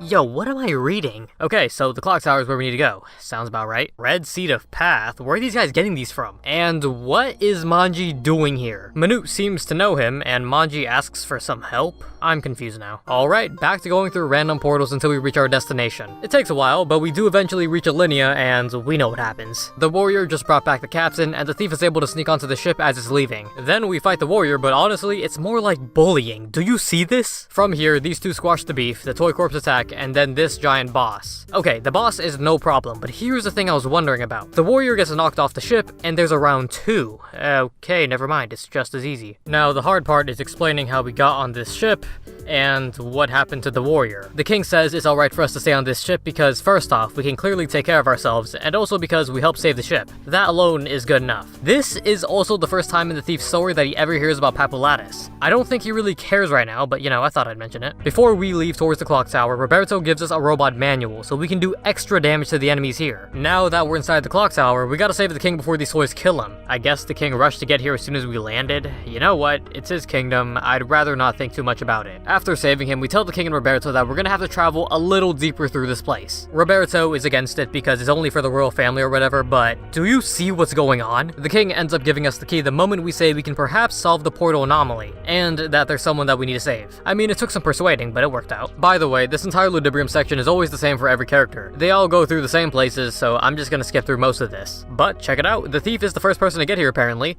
and I actually got an item worth using. Never mind. We also see how the archer got stuck there, confirming that, yeah, the thief is the first person to get here, then the archer I assume, and then the warrior? Where does the mage come into this? But this time, as we travel through the clock tower, we get sucked into a dimensional cut. I still don't know what to call these things. We're looking at a scene between Urgoth and the king. It seems that the thief has been transported to the past, since Kerning City currently doesn't exist. Also, he apparently bears a striking resemblance to the king in his youth. It's so obvious who the thief is, but I'm holding off on saying anything until the game says it. There's more cuts in the wall that transport us to the past. We see the very moment Urgoth comes up with the idea to use Rubians to create portals. He still has no idea how he keeps showing up out of nowhere. Yeah, I don't either. But he mentions that Rubian is a scary object if used incorrectly. I wonder why I feel like you used it incorrectly. In another scene, we see Urgoth. Oh, here we go. I've seen this before. He wishes that Syria was with him instead of the king. Come on, I've played the Fire Emblem Three Houses DLC. Wait, is this why he snatched up Rena? Rena. You called her Syria before. Even Manu says she looks similar. Bro, you are a freak. We go through the big clock tower, the origin clock tower, and he has this weird feeling here. All of these complex emotions, and he's not sure where these are coming from. But he sees another dimensional cut, and we go through. This time, we're here during the destruction of the Shirenian Kingdom, and the thief realizes that he was here on this day. And it looks like Urgoth has gone fully crazy with Rubian. He's completely turned evil, the Rubian bringing it all out of him. And at the top of the tower, the thief meets a woman who bears a striking resemblance to Rena. But somewhere in his heart, he's starting to get emotional. He then sees the Rubian going out of whack and the king slowly dying. But he also notices that he has the exact same necklace as the king. Is this obvious enough? Can I say it? There's a dimensional cut to a city that doesn't exist yet. A city far off into the future, and a baby is sent there with a necklace around its neck. The thief is the baby, there. He is the Shirenian prince from 3,000 years ago sent to the future. You probably knew that the thief was Shirenian royalty in some way, but being from the past and sent to the future did surprise me. Out of nowhere, Manute shows up since someone asked him to help, presumably Manji. Manute is here for one last job. He's giving us a portal to get back to Rena. He won't be coming back though. He died 3,000 years ago, this is where he should be. He wondered why he reappeared 3,000 years later, but now he knows it was to help us fix the past. As we leave, he says one last goodbye, calling us the prince. Damn, I actually like Manute. I didn't think I would like this guy that much. Once we're on the other side of the portal, we see Rena with this kid version of Urgoth. She doesn't seem hurt at all, and actually seems fine. I mean, we already know that this kid version of Urgoth is the monster. Sharon. I guess Sharon is the name of that king. Because of their striking resemblance to the king and queen, they start to play with Kid Urgoth until Hatch comes in there and messes everything up. Yeah, you've seen this before. It's the Thief and Warrior versus Urgoth 2.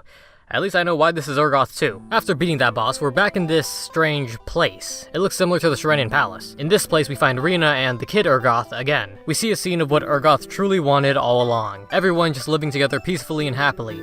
You still caused this all, by the way. Urgoth slowly fades, and the Rubian appears. Then, Manji appears. I don't know why this guy is always here. Finally, we find out that Manji has been trying to solve this Urgoth problem for quite some time. Like Manute, Manji is the ghost of a Shirenian from long ago. 3,000 years ago, in an attempt to seal the Rubian, half of him was sealed into it. That day, the Rubian was split into 4 pieces and scattered all throughout the Maple world. The kid version of Urgoth became a monster due to combining with a piece of Rubian, and Manji is whatever's left of Urgoth. So for the past 3,000 years, he's been watching the 4 pieces of Rubian. That makes a lot of sense as to why this guy knows everything. At this very moment, the thief asks whether Sharon, the king, was his father. Manji knows the thief already has the answer to that, and he apologizes for what he had done. He begins to walk off because he has one more person to apologize to, but not before telling us that there will be a way for us to get out of here. We'll know when we see it. And with a bit of walking, looks like we found it. That was pretty fast. Just like with the warrior, we meet with Minerva, the goddess of the world. The thief only has one question for her.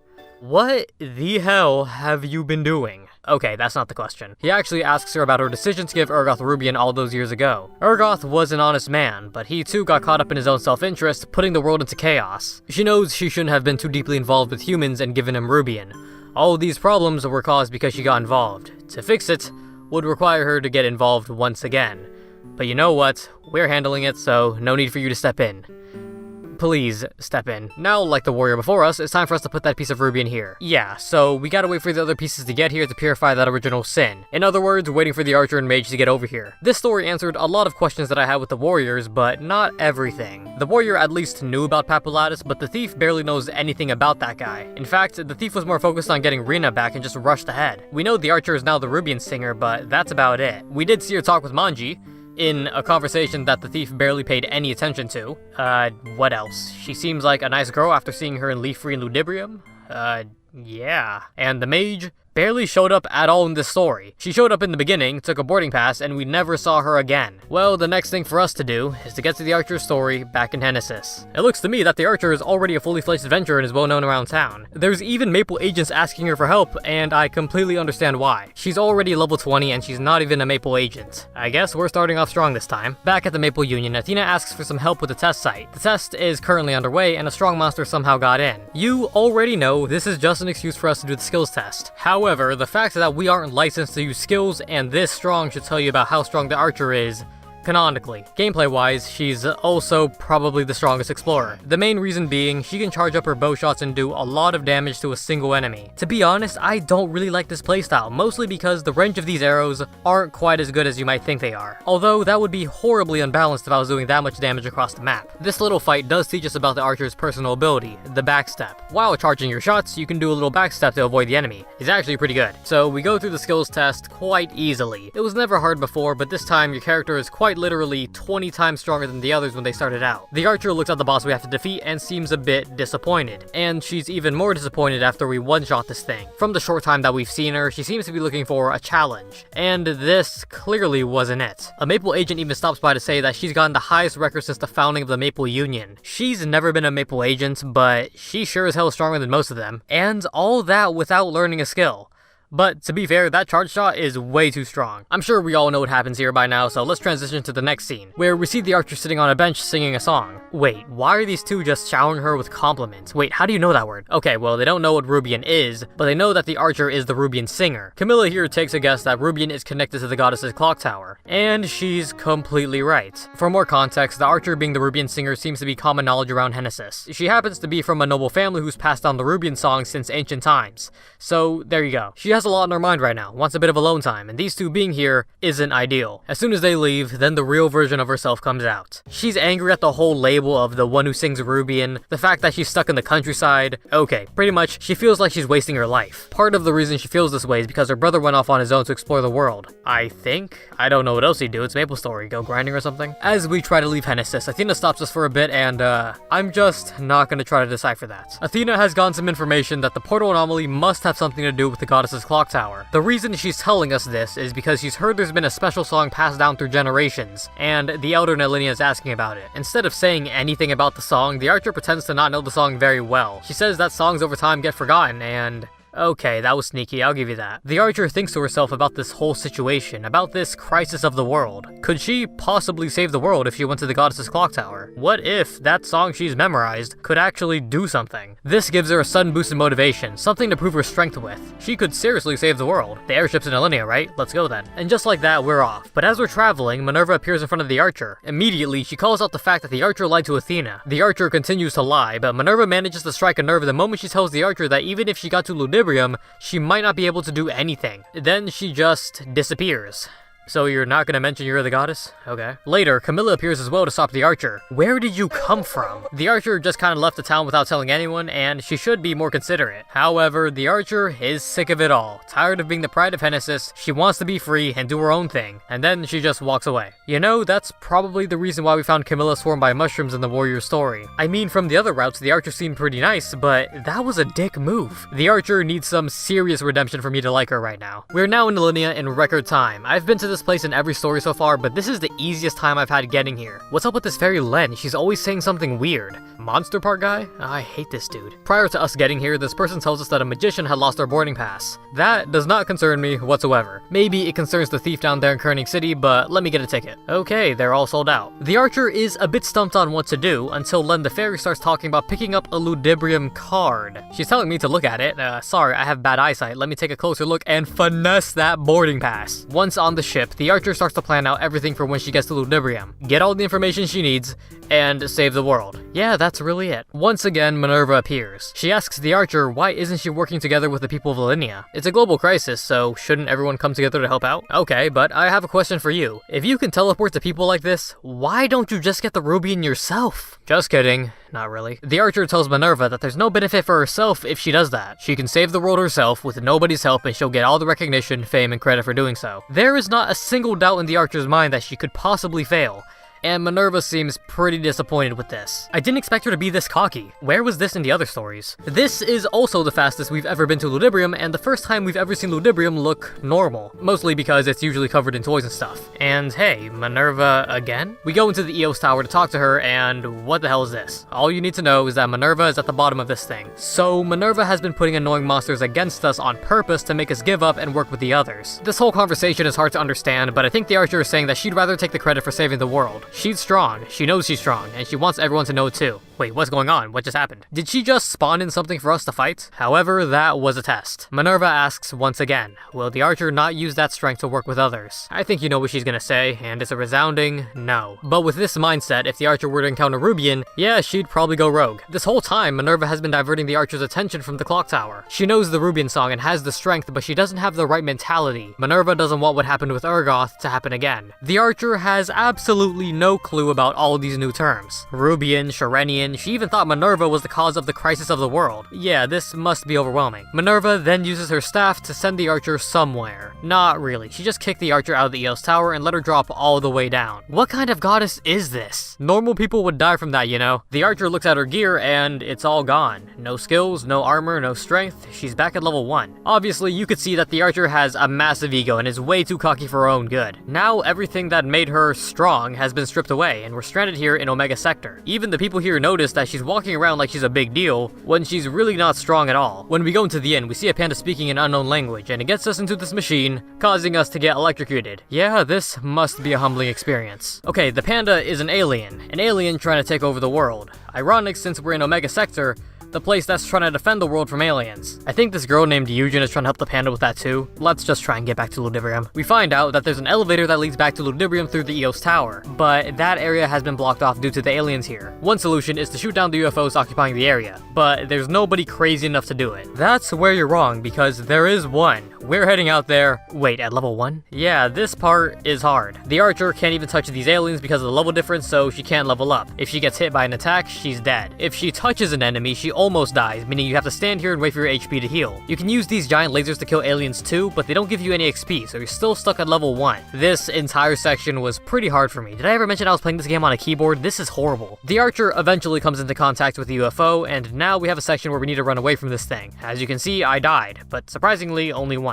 Somehow, we lead it to a giant laser cannon and shoot it down. The archer is seriously crazy for that, but it does tell you how determined she is. Before we can get back to Omega Sector, another UFO comes by and abducts us. Does the archer only get hoed? God damn it, it's Eugen and this panda again. Okay, and we're getting released now. This sucks. Next thing you know, we've arrived in Lith Harbor, in other words, the beginner's village. In the actual game, this would be the place you go to in the very beginning if you're an explorer. The archer hates the fact that right now she's being treated as a beginner. There's even a person who remembers her from long ago back when she was an actual beginner. That's very interesting. I like how they kept that detail in. But does that mean that the other characters were here at some point as well? Besides the thief, for other reasons. And check it out, we have our first quest in the game, collecting 9 shells for this girl named Rain. No, seriously, this is the first regular quest that I've seen in the game. I mean, there's the main quest for the story going on, but when I think of a regular MapleStory quest, I'm thinking of collecting enough items or killing a certain amount of enemies. Luckily, due to the archer's high damage and the amount of XP these guys drop, you can level up pretty fast, like really fast. The drop rate on those shells are lower than I expected, so I ended up unintentionally grinding, which you can see as a good thing or a bad thing. When you do get all the shells for Rain, you get a new bow. That's what I like to see. The archer begins to realize that once upon a time, she too was just a beginner. She wasn't always strong. At some point, she got so focused on chasing strength, she forgot how fun it used to be improving day by day. But it's not just about getting stronger. What matters is not losing sight of the joy that comes along with the journey. Did I add a bit extra to the actual text? Yes. However, I don't think I was wrong in saying what I said. After all of that, going back to Lith Harbor, we see the mage. Is she really trying to throw a fireball at me right now? I feel like I've seen this before. The mage was on a ship towards Ludibrium, but monsters appeared, causing her to fall off and land in Omega Sector. From there, she just wandered around a bunch and ended up here. Pretty similar to us, without the abduction part. We're both looking for a way out of here, so let's work together. We can't take the ferry, so we gotta look for a red portal and just hope it sends us where we need to go. The mage and the archer talk for a bit about Rubian, and the mage learns that the archer is the Rubian singer from Genesis. The reason she knows about a Rubian singer is because her grandfather is the elder of Alinea. I don't even know what they're supposed to be saying here, so let's cut to the chase. The archer sings the song, and now the Rubian on the mage's wand begins to flash. What's happened is now the wand is acting as a sort of metal detector, getting louder and louder the closer we get to something. And it looks like it led us straight to a portal, so hey, I guess everything worked out. When we both go through the portal, it sends us both in opposite directions. So I guess I'll be seeing the mage some other time. Hopefully. The archer ends up on a whale with a fisherman, and some other guy who sells stuff, but let's not worry about him. The fisherman doesn't really make much sense. He's talking philosophically when really, I just want to get out of here. He does give us a seed of path, what the fuck? Okay, this is starting to piss me off. When using it, a giant plant sprouts out with a portal on top, so let's get climbing. Alright, since the translation is a bit scuffed, I'll just say this right now. These are trials to show the archer what true strength is. It's about pushing your ego aside, humbling yourself, and being able to look inward. Is real strength about defeating your enemies? No, it's about being better than who you were yesterday. In between each trial, the fisherman always has something to say to the archer, even mentioning that the Rubian song has no meaning. The feeling from the song is what gives it meaning. I mean, the big question is, how does he even know the song? You know, I'll just wait and see. Apparently, meeting the archer means that his journey has come to an end, but she'll meet him in the future. And at the end of all the trials, the fisherman tells the archer that these lessons will help her going forward. With the chapter ending, we're now in Leafree. Speaking to the village chief, he's talking about the phoenix's eggs. Currently, the phoenix was cursed by Horntail and turned into an ice phoenix. Now the fires are too weak to hatch the eggs, so unless we beat Horntail, the phoenix stays as an ice phoenix and nothing gets done. But Horntail? At this level? The chief and these other guys talk about giving up, but this kid Ito said he's not giving up and he'll go alone. I'd rather not see this kid die, so let's go with him. We've been through this forest before, but the leaf jumpers are about 20 times easier to do with the archer. This time, I don't have a flash jump that'll go off when I try to go higher. It's so much better. But yeah, we get through this forest and the dragon forest to try to get to this guy Ito. As we go further, we encounter Horntail.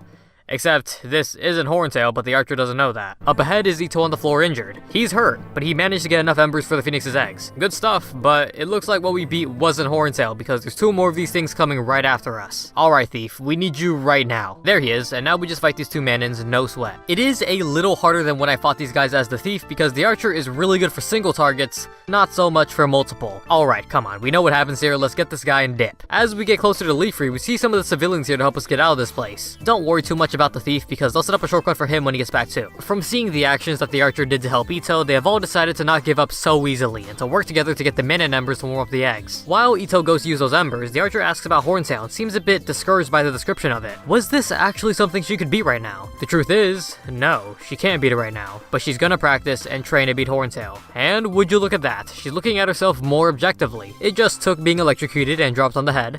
Twice. Okay, so the Thief comes back, asks about the Piccolo of Silence. I mean, we've seen this. Take the portal, it's Manji time. Last time, the Thief kinda got lost listening to the conversation between these two, and I now understand why. I'm probably just as lost as the Thief was back then. I don't know what's going on, man. Is it time to go to Alinea now? The archer gets a little history lesson and has this strange feeling for Manji. She feels as if she can't rebel against him. Arriving in Alinea, this is the exact moment when the king of Ludibrium meets with Reness to go to the excavation site. Since the time that we were in Ludibrium, more toys have shown up and they've become way too strong. Rubian might be the fix to this, or not. This probably deals with that Papulatus guy. At least the archer is willing to say sorry to this fairy up here for snatching her card. I was a different person back then. That was before CTE. As soon as we leave the village to follow the king and Reness, toys attack Alinea. You gotta be kidding me. Why are there so many? Crab stand. Okay, we need to step in. We go into the Maple Union and use these Lego stairs to get up to the northern forest. We need to get to the captain fast because I know he's not gonna be able to do anything against these things. When we do reach him, he tells us that Papulatus has begun a surprise toy attack, and that has caused a lot of problems. He heard a couple of weird sounds with the airship as they flew to Alinea, but as soon as they landed and he checked, these octopuses popped out of the ship. Some of these things ate the key parts for the ship and ended up turning into these bigger and different colored ones. As of right now, we can't do damage to these things, but Roberto tells us that if we can look at the blueprints of each part, we can do some damage. So we get the robot manual with all the blueprints, and it's time to get those parts back before the warrior gets here. We start looking for these guys and end up in Perion, which leads us to this conversation with the warrior. Okay, completely off topic and off script, I just figured out at 8:53 p.m. in my car recording this audio that this is why Len was talking about those octopuses in the warrior story. That's kinda crazy. Since we've started to learn more things from different perspectives, we now get context as to why the archer just kinda stared at the warrior that one time. She sees that the warrior has a piece of Rubian and starts to think back to when the Thief asked her about the Rubian song and when Manji mentioned it as well. She begins to sing the song and awakens the piece of Rubian but cuts herself off fast. There's no time to waste. We got some ship parts to collect,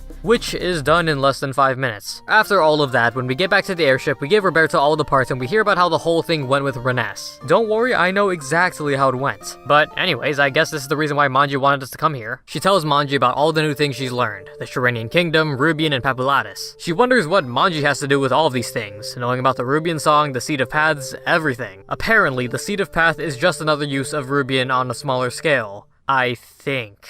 I'm just not gonna worry about that. The archer heard about Magatia from the warrior, and she would love to go there, but there's some unfinished business back in Leafree. More specifically, with Horntail. Once we arrive back in Leafree, the people beg the archer not to do this. But the job's not finished. This is her problem now, and she intends to make things right. And no, Ito, you are not coming. Now it's time for the long journey to Horntail. On the bright side, I leveled up twice from this. But like I said, this was very long. The archer might have the highest damage I've seen from any explorer, but her playstyle is so slow. There's never really a reason to not fully fully charge your bow unless you're in a bad spot, but that leads to a lot of waiting. I mean, I probably spent a good amount of time here waiting for the enemy to line up with my shots, since you can only shoot what's directly in front of you. It also doesn't help that I'm an extreme cheapskate in this game and did not want to buy potions. I'd rather just stand still and heal. Yes, I am that guy. After a long journey, we're finally at the end of the Cave of Life. There's a roar in the distance, and you know exactly who that is. It's Horntail with the Ice Phoenix. Upon seeing Horntail with the Ice Phoenix, the archer starts to doubt herself, but she remembers that there's people who believe in her and are counting on her, and that's all the motivation she needs. Horntail is actually pretty difficult. I think I tried too hard to always fully charge my bow shots, but even when I did, this guy just ate it like nothing. Didn't help either that the Ice Phoenix was just going around the area hitting me while I was trying to kill this thing. We took down 2 of its heads, but this is a boss with a second phase. The Ice Phoenix had decided not to attack us, and this phase is pretty easy because of it. I stood on this rock and spammed arrows. I even almost got to 10k damage with a crit. That was nice. The archer beats Horntail, but she's completely drained after the fight. On the bright side, the curse from Horntail has been lifted from the Phoenix. Thank God, I was not ready for round 3. God damn it, are you still alive? The Phoenix fights back against Horntail and does the finishing blows, but not before receiving 1 bad hit, killing the Phoenix. That was not supposed to happen. Suddenly, the archer is brought to the top of Dragon Valley to talk with Minerva. She's completely depressed at what happened because she couldn't save the Phoenix. Minerva tells her that she might not have been able to save it, but she gave the villagers a newfound hope for the future and a newfound determination. The egg had hatched safely, marking new beginnings for everyone in Leafree. The archer is happy about this development and then asks Minerva a question she's had since the very beginning.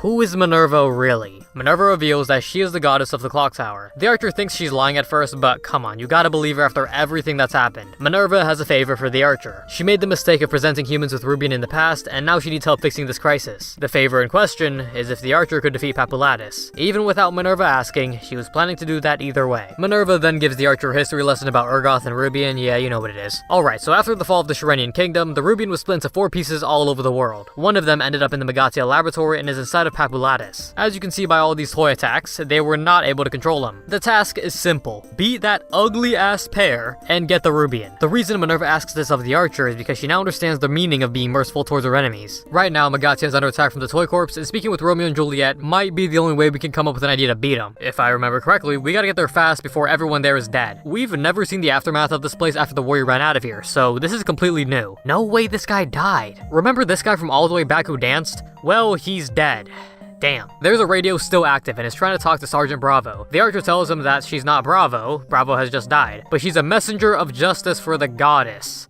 Can we just say we work for the goddess? Like, come on. Omega Sector are currently sending soldiers over to Megatia since they're allies. They hope that the guys they send here can take care of Papulatus, but that doesn't seem to be the case right now. We don't know where Romeo and Juliet are, and those are the main guys we needed for help, so we gotta get to Ludibrium and handle this. What's Papulatus' deal anyways? Hold on, this lava section caused me so many problems on the warrior's end, but I'm starting to think that I just suck. But hear me out, if I was on an actual DS or if I had a controller, you would not be seeing this. Also, I really do like how certain events that happen in other stories can have an impact on these areas. Like how the warrior had escaped from rising lava, and you can see the lava now solidified here. I appreciate that kind of stuff because, let's be real, I'm going through a lot of the same areas in each story. We get all the way to the top and talk on the radio. We're told that heading left will take us where we need to go, but I'm not jumping that high. Returning to the portal we came from, it's now red, meaning the portal anomaly got even more crazy because of what's going on with Urgoth. Well, great. We're gonna have to do what everyone else did in their stories. Just depend on RNG. Technically, we were able to get to where we wanted at first, although that doesn't mean much when we're practically stranded. Until a UFO picks us up. It's Eugen and the Panda again. I did not think these guys would be coming in clutch. Could they at least drop me off at Ludibrium though? I guess not. The return to Omega Sector, this time not at level 1. Now that I think about it, this place is near the EOS Tower anyways, so this is pretty good too. Right as we get into the place, we get shot at from a laser, and it turns out the guy who shot at us is the same guy we were talking to over the radio in Megatia. The attacks from the aliens aren't the main concern anymore. It's all about Papulatus now. This guy right here, Sergeant Charlie, is gonna give us a key that lets us get into the EOS Tower and into Ludibrium. It's a passage that can only be used by the King and Omega Sector troops, but right now, we're their last hope, so we need to get out there and take care of Papulatus. Okay, never mind. Those are a lot of bosses. Taking one down is already hard enough, but there's just so many of these things. Wait, what's going on here? Okay, these guys are clutch. Apology accepted. Eugen, I thank you. And the Panda too. Let's get out there to Ludibrium and smack some sense into Papulatus. Or kill him, I don't care. Now this is getting familiar. Toys stacked up everywhere, toys on the loose. This is what I'm used to. We even meet with Roberto, and he has no clue how we got here. It's hard to explain that a UFO helped us. Let me just get that power elixir. Why the fuck did I just say it like that? Unlike with the warrior trying to save Hatch or the thief trying to save Rena, the archer is purely here to take down Papulatus and to save the world. That being said, things don't really change up until later. You're still going through the same old clock tower. We eventually get to the part where the thief is stuck and the archer has to keep the switch held down for him to cross. And then we get the word to do that that for us so we can cross. And there's Hatch. Remember this? Hatch being completely frozen? The warrior gets here after using maximum brain power and tries to talk some sense into Hatch. But we can finally see this interaction from the archer's point of view. And yeah, this guy looks crazy. He's just talking to air. Oh, he actually got sucked in. You know what? I already saw all this before. Let's just find Papulatus. At the very bottom of the Origin clock tower, the archer feels the same as when the thief got here. Countless different emotions, and what the hell is that? Why did I just jump into it? We're now in Magatia's research facility. Going through one of these doors only takes us to the other side of the place.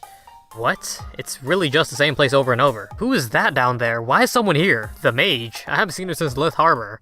And how did she get here? The archer tells the mage that she's here to take down Papulatus, and it looks like the mage has the same plan too. It's better to work together anyways, it's a global crisis after all. That's what we call development. The emotions we're feeling in this place seem to be the emotions of Papulatus. Maybe. The translation only gets worse and worse. It's machine translated though, so I'll take what I can get. I think the mage met Papulatus at some point and thinks this is her fault or something. Can we just get out of here? Way back on Lith Harbor, we used the Rubian on the mage's wand as a portal detector. We seem to be stuck, so let's do it again. When we do find a portal to go through, we see memories of the Magatia laboratory, aka Papulatus' memories. Or did we get sent to the past? Whatever the case is, the archer says that if we can find a weaker version of Papulatus here, we can solve all of these problems much easier. Hearing all of this, the mage seems to be a little discouraged by this for some odd reason. I mean, you can be discouraged, but please just don't sabotage me. Alright, so this is Powen and Reness, and these are the moments where they think about using Rubian to have immense power. Cutting straight to the chase, Reness came up with the idea to create a docile creature and infuse the Rubian with it. You know the rest, so I'm not gonna bother to say it again. Oh, hell no. Are those the emotions of Papulatus? The archer tries to charge in, but gets pushed off immediately. The mage has a different approach and seems to have a plan. She interpreted the code of Rubian. Okay, wait a second. How? Was it back in Korean folk sound? She actually did it. Wow. Wait, what? She wants to do this herself. What do you mean? Unfortunately for the mage, the archer is determined not to give up. She keeps pushing through over and over until she breaks in. Once inside, the mage is in trouble from this monster, although with us here, we can sing the Rubian song and calm this thing down, turning it into Papulatus. The mage thought she could do it on her own, but it proved to be a little too much. You know, you did find out the code for Rubian somehow, so I can't be too mad at you. God damn it, can't we have a moment here? Let's finish this up. Papulatus versus the archer and the mage. So with Papulatus, when he's red, physical attacks will heal him. When he's blue, mana attacks will heal him. If you figure that out, this guy isn't very strong. He keeps talking about friends and stuff. I mean, dude, I'm not your friend. And this guy looks ugly. Can we just beat him already? This second phase is much harder only because this guy gets in your face a lot, making it harder to fully charge up my bow shots. I mean, I still could, but it was marginally harder. Shortly after beating Papulatus, the screen cracks, everything starts shaking, and we're in the void. What just happened? In the distance, we hear a voice that's telling her to come closer, and it's Manji. Wait, Manji is your brother? How does that work? How does that even happen? Okay, I wish the translation was good, but he explains that he was Urgoth in the past, and then he got split up into two halves. So where does the brother thing come into play? I guess the person that Manji said he had apologized to in the thief story was the archer. So Manji ended up becoming that fisherman that the archer saw in that whale? I need someone to tell me what just happened. Alright, well that's pretty much the end of the archer story. We see the warrior in a hatch, the thief in arena, put the Rubian piece back where it belongs, and that's it. I'm a bit confused at the ending portion of it all, but you know what? I thought it was interesting at least. 3 pieces of Rubian, 1 more person to wait on. The mage is really the only person who I don't know anything about. Seriously, she barely shows up in any of the stories, and if I'm going off of what I saw, she's the last person to reach the clock tower. At least we do know that the mage's story will be more involved with Papulatus. The archer just tried to kill the guy. The mage seems to be the only one who tries to understand him. I mean, I'm assuming she does. Okay, last character, let's get straight into it. It's mage time. I feel like the machine translations get progressively worse and worse the further you get into the game. So the mage right here is practicing and seems to be afraid of her grandfather, the old guy in the Maple Union named Hines. Not Grendel. Sure. Apparently, Grendel has high expectations of her and she feels like she can't live up to them. Okay, this guy Grendel needs to chill. She can't even respond without getting yelled at. Her job for the day is to go to the skills licensing test and pass it. The mage doesn't want to do it at first, but since Grendel has already signed her up for it, she reluctantly goes. She even tries to drop out the test early, but that's not gonna work. You already know what happens here. However, there is a new skill that the mage has, a teleport. It takes up no mana and you can travel a short distance in front of you. It's only really there for dodging stationary obstacles, and I'm not even sure if you can use it mid-air. Attacking with the mage is very similar to the archer, with a fireball you can charge. I think her damage is relative to the archer's, but I could be wrong there. And yeah, we can skip all this. We've played every other character's story, so the mage's story is more about putting the final pieces together. Grendel asks the mage to go to Ludibrium since there's a bit of a commotion over there. Toys that are moving on their own. He tried to get into contact with the archer due to her ability to sing the Rubian song, but at this point, she straight up lied to Athena and went off on her own. So this is gonna be a solo mission for the mage to head off to Ludibrium and figure something out. She gets a boarding pass and her family heirloom. Now we just have to hope that she doesn't lose them. When we get to the airfield, we lost our boarding pass. Are you serious? We just got it. I, in fact, went straight to the airfield, no detours. We know who finds it later, but come on, how did you lose it that fast? How is that possible? Well, the mage finds out that she could receive another boarding pass from the Maple Union. There might be a mission that can reward her with a pass. The main problem being, her grandfather is the head of the Maple Union in Alinea. But there's no time to waste. Let's just sneakily get this mission. It looks like it's a mission where we need to capture a fugitive in Kerning City. Sounds good. You already know what happens at this point, so let's skip to the part where she leaves with the boarding pass. After we get the pass, we rush all the way back to Alinea to catch that airship. Things are going pretty smoothly.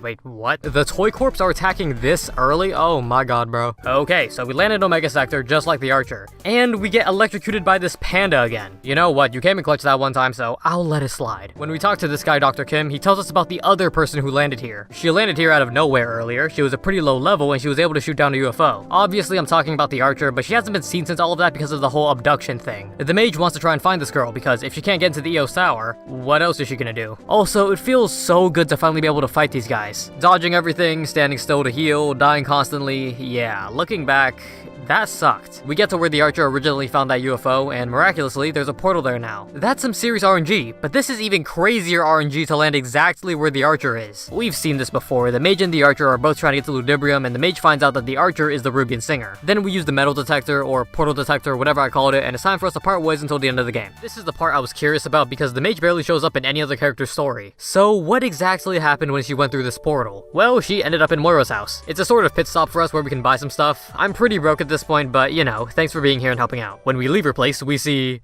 I don't even know where this place is. It's like a combination of multiple areas. There's 3 portals though, and the only way we can probably get out of here is by going through them. Each portal you go through is a different area with different obstacles. At the end of each of these places is a boss, but they're all just giant toys. Every time we beat one, the area around us shakes, the portal disappears, and the toy goes back to normal. These are some pretty tough bosses, and I almost got dropped off a couple of times. That being said, I learned that the mage has some pretty good DPS. Like, really good DPS. Unlike the Archer, where I always try to fully charge my bow shots, I just spammed this one move right here and everything always worked out. After beating the final boss, the shaking continues until we're in El Nath? The toys are next to us, Moira's place is on the left, and there's a long ladder going upwards. Going up the ladder, we end up in Ludibrium.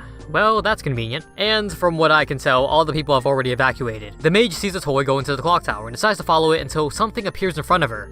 It's Papulatus. Oh god, okay. What did the mage say to him to get him pissed off? The mage introduces herself to Papulatus and asks to be his friend. He's unaware of the concepts because of being surrounded by toys all the time, but the mage is here to change that. She will be his friend. So the two begin to play some games together, although, is this really okay? She kinda has a job to do and is playing around like this fine? Well, she doesn't know that Papulatus is the guy she's looking for yet, so she decides to go elsewhere. As she goes to leave, Papulatus meets with her one last time. She wants him to go with her, but he can't go, so she promises that she'll be back again soon. Right as she leaves, Papulatus thinks about his parents. More like his creators. Powen and Reness. It looks like he wants to find them.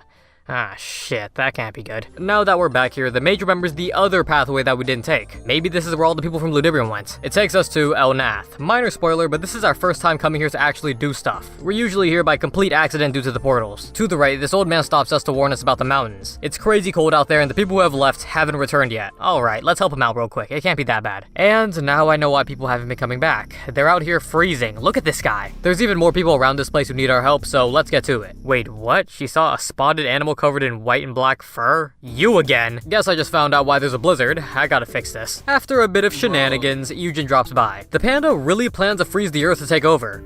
Good thing Eugen talked him out of that. I guess she also talked all the Yetis out of this too. That's one way to solve the problem, and we still have no leads for our mission. Come on, what now? Can I catch a break and a dead end? Okay, thank God you're here. Hey, where are you going? God damn it, what's going on? Toys in the village right now? Can't we calm down for just a little bit? Sergeant Charlie tells us that with the invasion of the toys on Omega Sector, he has also tracked down the location of where these toys have been heading. As of right now, Magatia. No way, is this Zakum time already? Sergeant Charlie left us a rope that'll take us in the direction of Magatia. But if you remember, we still have to get through the dead mines first, where we also meet the warrior. Everything is the same as last time, but the Zakum fight is so much easier with the mage. Spamming ranged attacks on a boss that's completely still is just too easy. For the most part. We meet Romeo and Juliet and they tell us the story of Papulatus like before, but the story hits the mage much harder than the warrior in this case because she actually met the guy and became his friend. Bad news though, Papulatus' toy corps are now on the move, and if you remember, the warrior just runs out of here. Okay, so let's see what the mage had to deal with. Romeo has a job for the mage. There's a separate area that contains many test creatures similar to Papulatus. Okay, hold on. What are you playing on the screen, my guy? Is that a Romeo and Juliet AMV? Okay, so those monsters aren't friendly, but we're gonna need DNA samples from them. These test creatures share a lot of genetic components with Papulatus, and it's our best shot at making a countermeasure. We need 8 DNA samples, but we gotta get moving and get them before this place gets destroyed. While collecting these things, we hear that there's 2 groups of the toy corps moving right now. One towards Magatia, and one going through a lineage to Perion. The archer has Perion covered, but I'm still worried about the toys coming to Magatia right now. I saw the aftermath, I just gotta see how it happened. Once all the samples are collected, we see the ghost of Powin, causing the mage to realize something. The ghost of Powin is here in Magatia. Reness is down there in the excavation site in Perion. Papulatus is looking for his parents right now. Powin explains that this entire idea was risky, but they still try to control the power of Rubian regardless. At the time, Reness was in charge of the education for Papulatus, but Papulatus learned at a very slow pace. After about half a year, Reness left because of the slow progress, and soon after, Papulatus broke out the test tube and most of the researchers died. Because of the Rubian inside of him, Papulatus is only going to get more dangerous as time goes on. The mage wants to find a way to separate the Rubian from him, but Powin doesn't think there's a way to do so. The only way to stop him is to put him down. Powin and the mage have 2 opposing viewpoints on this. Powin doesn't really care for Papulatus and sees him as synthesized DNA. The mage sees Papulatus as a living being with emotions. Before disappearing, Powin reminds the mage that sometimes being too greedy will only cause more problems in the end. So, what will she do? Kill Papulatus or find a way to separate the Rubian?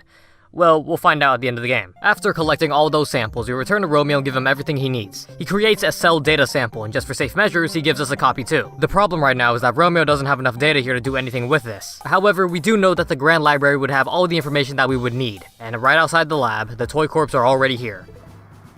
Ooh, did he just do the Dr. J style 360 wave glitch? What was that?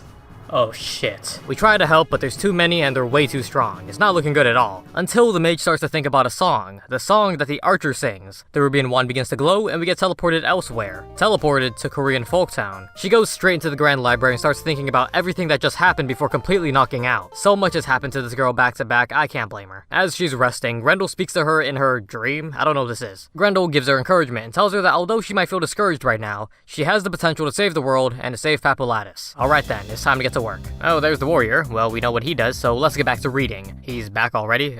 Thanks man, I didn't fix the elevator by the way, but we're on to something, so good luck. And at last, we finally cracked the code. The archer song, but backwards. The rest of the code goes into the wand, we stabilize it with the Rubian song, and we should be able to separate the Rubian from Papulatus. It's all about execution from this point on. We already know the elevator works, so let's get to that clock tower. When we go inside, the mage tries to call off for Papulatus, but there's nothing, no response at all. Well, that can't be good. Also, this rock right here confirms that the mage is indeed the last person to get here. If you were still wondering, that is. Let's just skip through everything and get to the part we're all waiting for. The mage gets to the origin clock tower, feels Papulatus' emotions, and then she jumps straight into this giant blob. At least we know how she met the archer. Okay, we've seen this before. Looking for that portal, the giant wall of emotions, ditching the archer to handle it solo, and what is that? Gary, what? This thing right here is Papulatus. He's taken the memories of Romeo and Juliet, or more like ate them. He wanted to find Powin and Reness, but they're dead. With the memories of Romeo and Juliet, he now understands that he was created as a tool. Humans did this to him, so he's gonna kill them all. Minerva, this would be your cue to help. The mage gets captured by Papulatus, but the archer comes in to save her. She starts to sing the Rubian song to revert Papulatus back to his,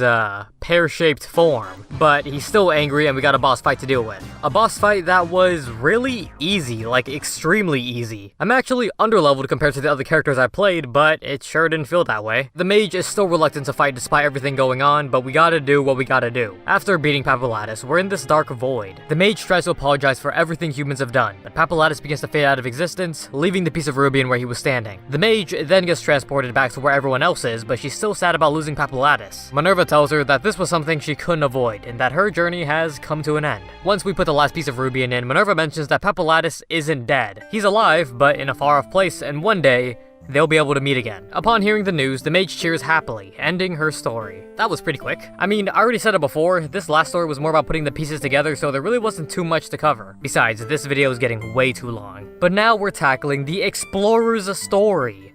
Meaning the true ending because you got all the Rubian. Everyone's here, but Hatch and Rena are being excluded because we only need the people with the purest hearts? What? You know, despite being a thief, I think Rena's been a good person the entire game. Hatch can definitely go though. The ritual starts as the archer begins to sing and the Rubian glows, but it also releases this dark cloud above it. That thing right there is the original sin.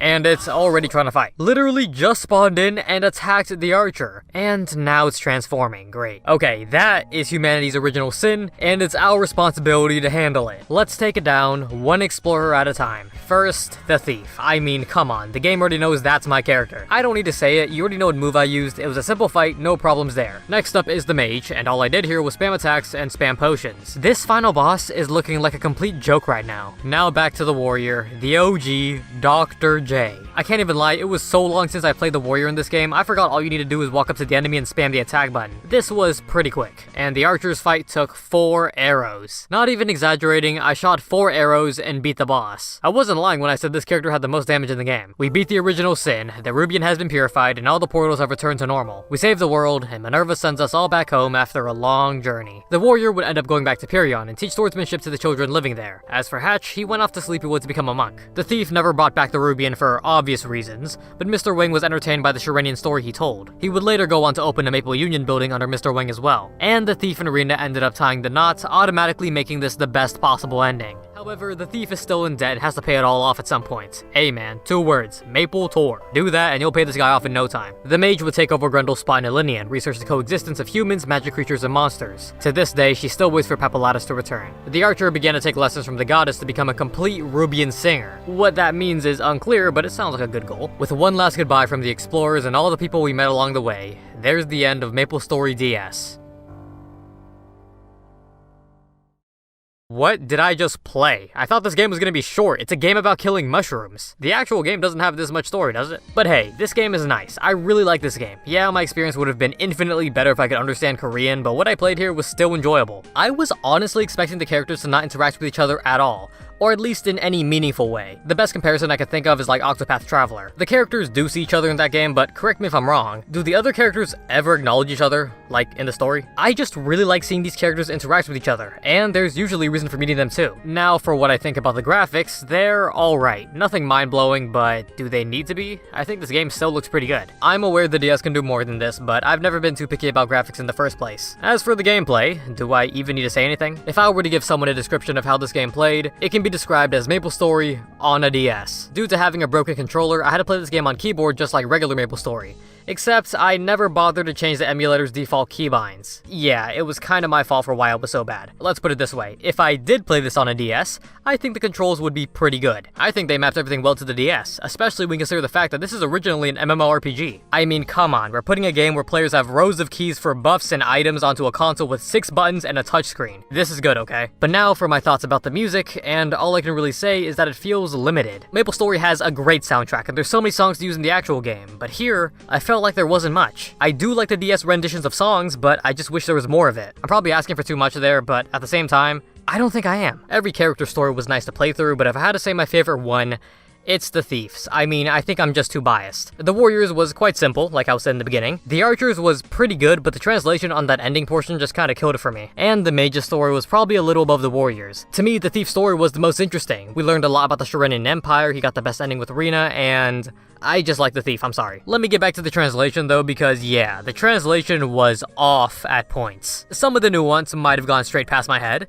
I might have not been able to even read the nuance, but despite all that, I still got the general story. I just wish I was able to really immerse, if you get me. I mean, not like there's much to immerse in because it's a pretty basic story. Although, I was honestly surprised with the direction they took with it. I honestly didn't expect the game to be about Rubian and Papulatus. I mean, if anything, I thought Horntail was gonna be the final boss. As someone who's played MapleStory, you don't really think about the portals in the game, it's just a way to get from one place to another. But learning that they're there for a reason and powered by something called Rubian is something I never would have even thought about. Okay, but I think it's time I talk about Minerva, because she pisses me off. She doesn't do anything. She caused this problem and expects us to fix it. Humans should fix their own problems, yeah, I get that, but you were the one who brought Rubian in the first place. You gotta take some of the blame for that. Come on, don't you know how crazy humans are? This was hatched pre-Rubian, and it's not like Minerva tried to help and was weakened or something. From what it looks like to me, she had all her goddess powers and still did nothing besides teleport a few people. Like, at least say she lost most of her powers or something, handicap her, I don't know. Give her a valid reason as to why she's not helping us. The Minerva I know would never do something like this. Different game, but seriously, you can't be named Minerva and do some shit like this. Okay, I'm done talking about her. I also want to mention that I'm not sure if any of the events that happen in this game or any of the backstories here are canon. Seeing how this game came out a very long time ago, and assuming that the story progressed in the actual game, this is probably just a spin-off. So yeah, this game is good. I mean, I'm biased. I'm an old school MapleStory player, Thief fanboy, and Nightwalker hater. Of course I'm gonna like it. It's everything I wanted, and much more. I mean, come on, did you expect MapleStory on the DS to be one of the reasons why I have another video over an hour long on my channel? I just hope I did better than the last one. But you know, I'm glad I finally got to play this game after all these years. I just kinda wish I could've played this game as a kid because I know I would've loved this game. It's a nice happy ending for me. The good ending, if you will. It's like I finally finished this chapter from who knows how long ago. And just somehow, some way, it ended up living up to every expectation I had. And you know what? That's the best kind of ending I could have asked for.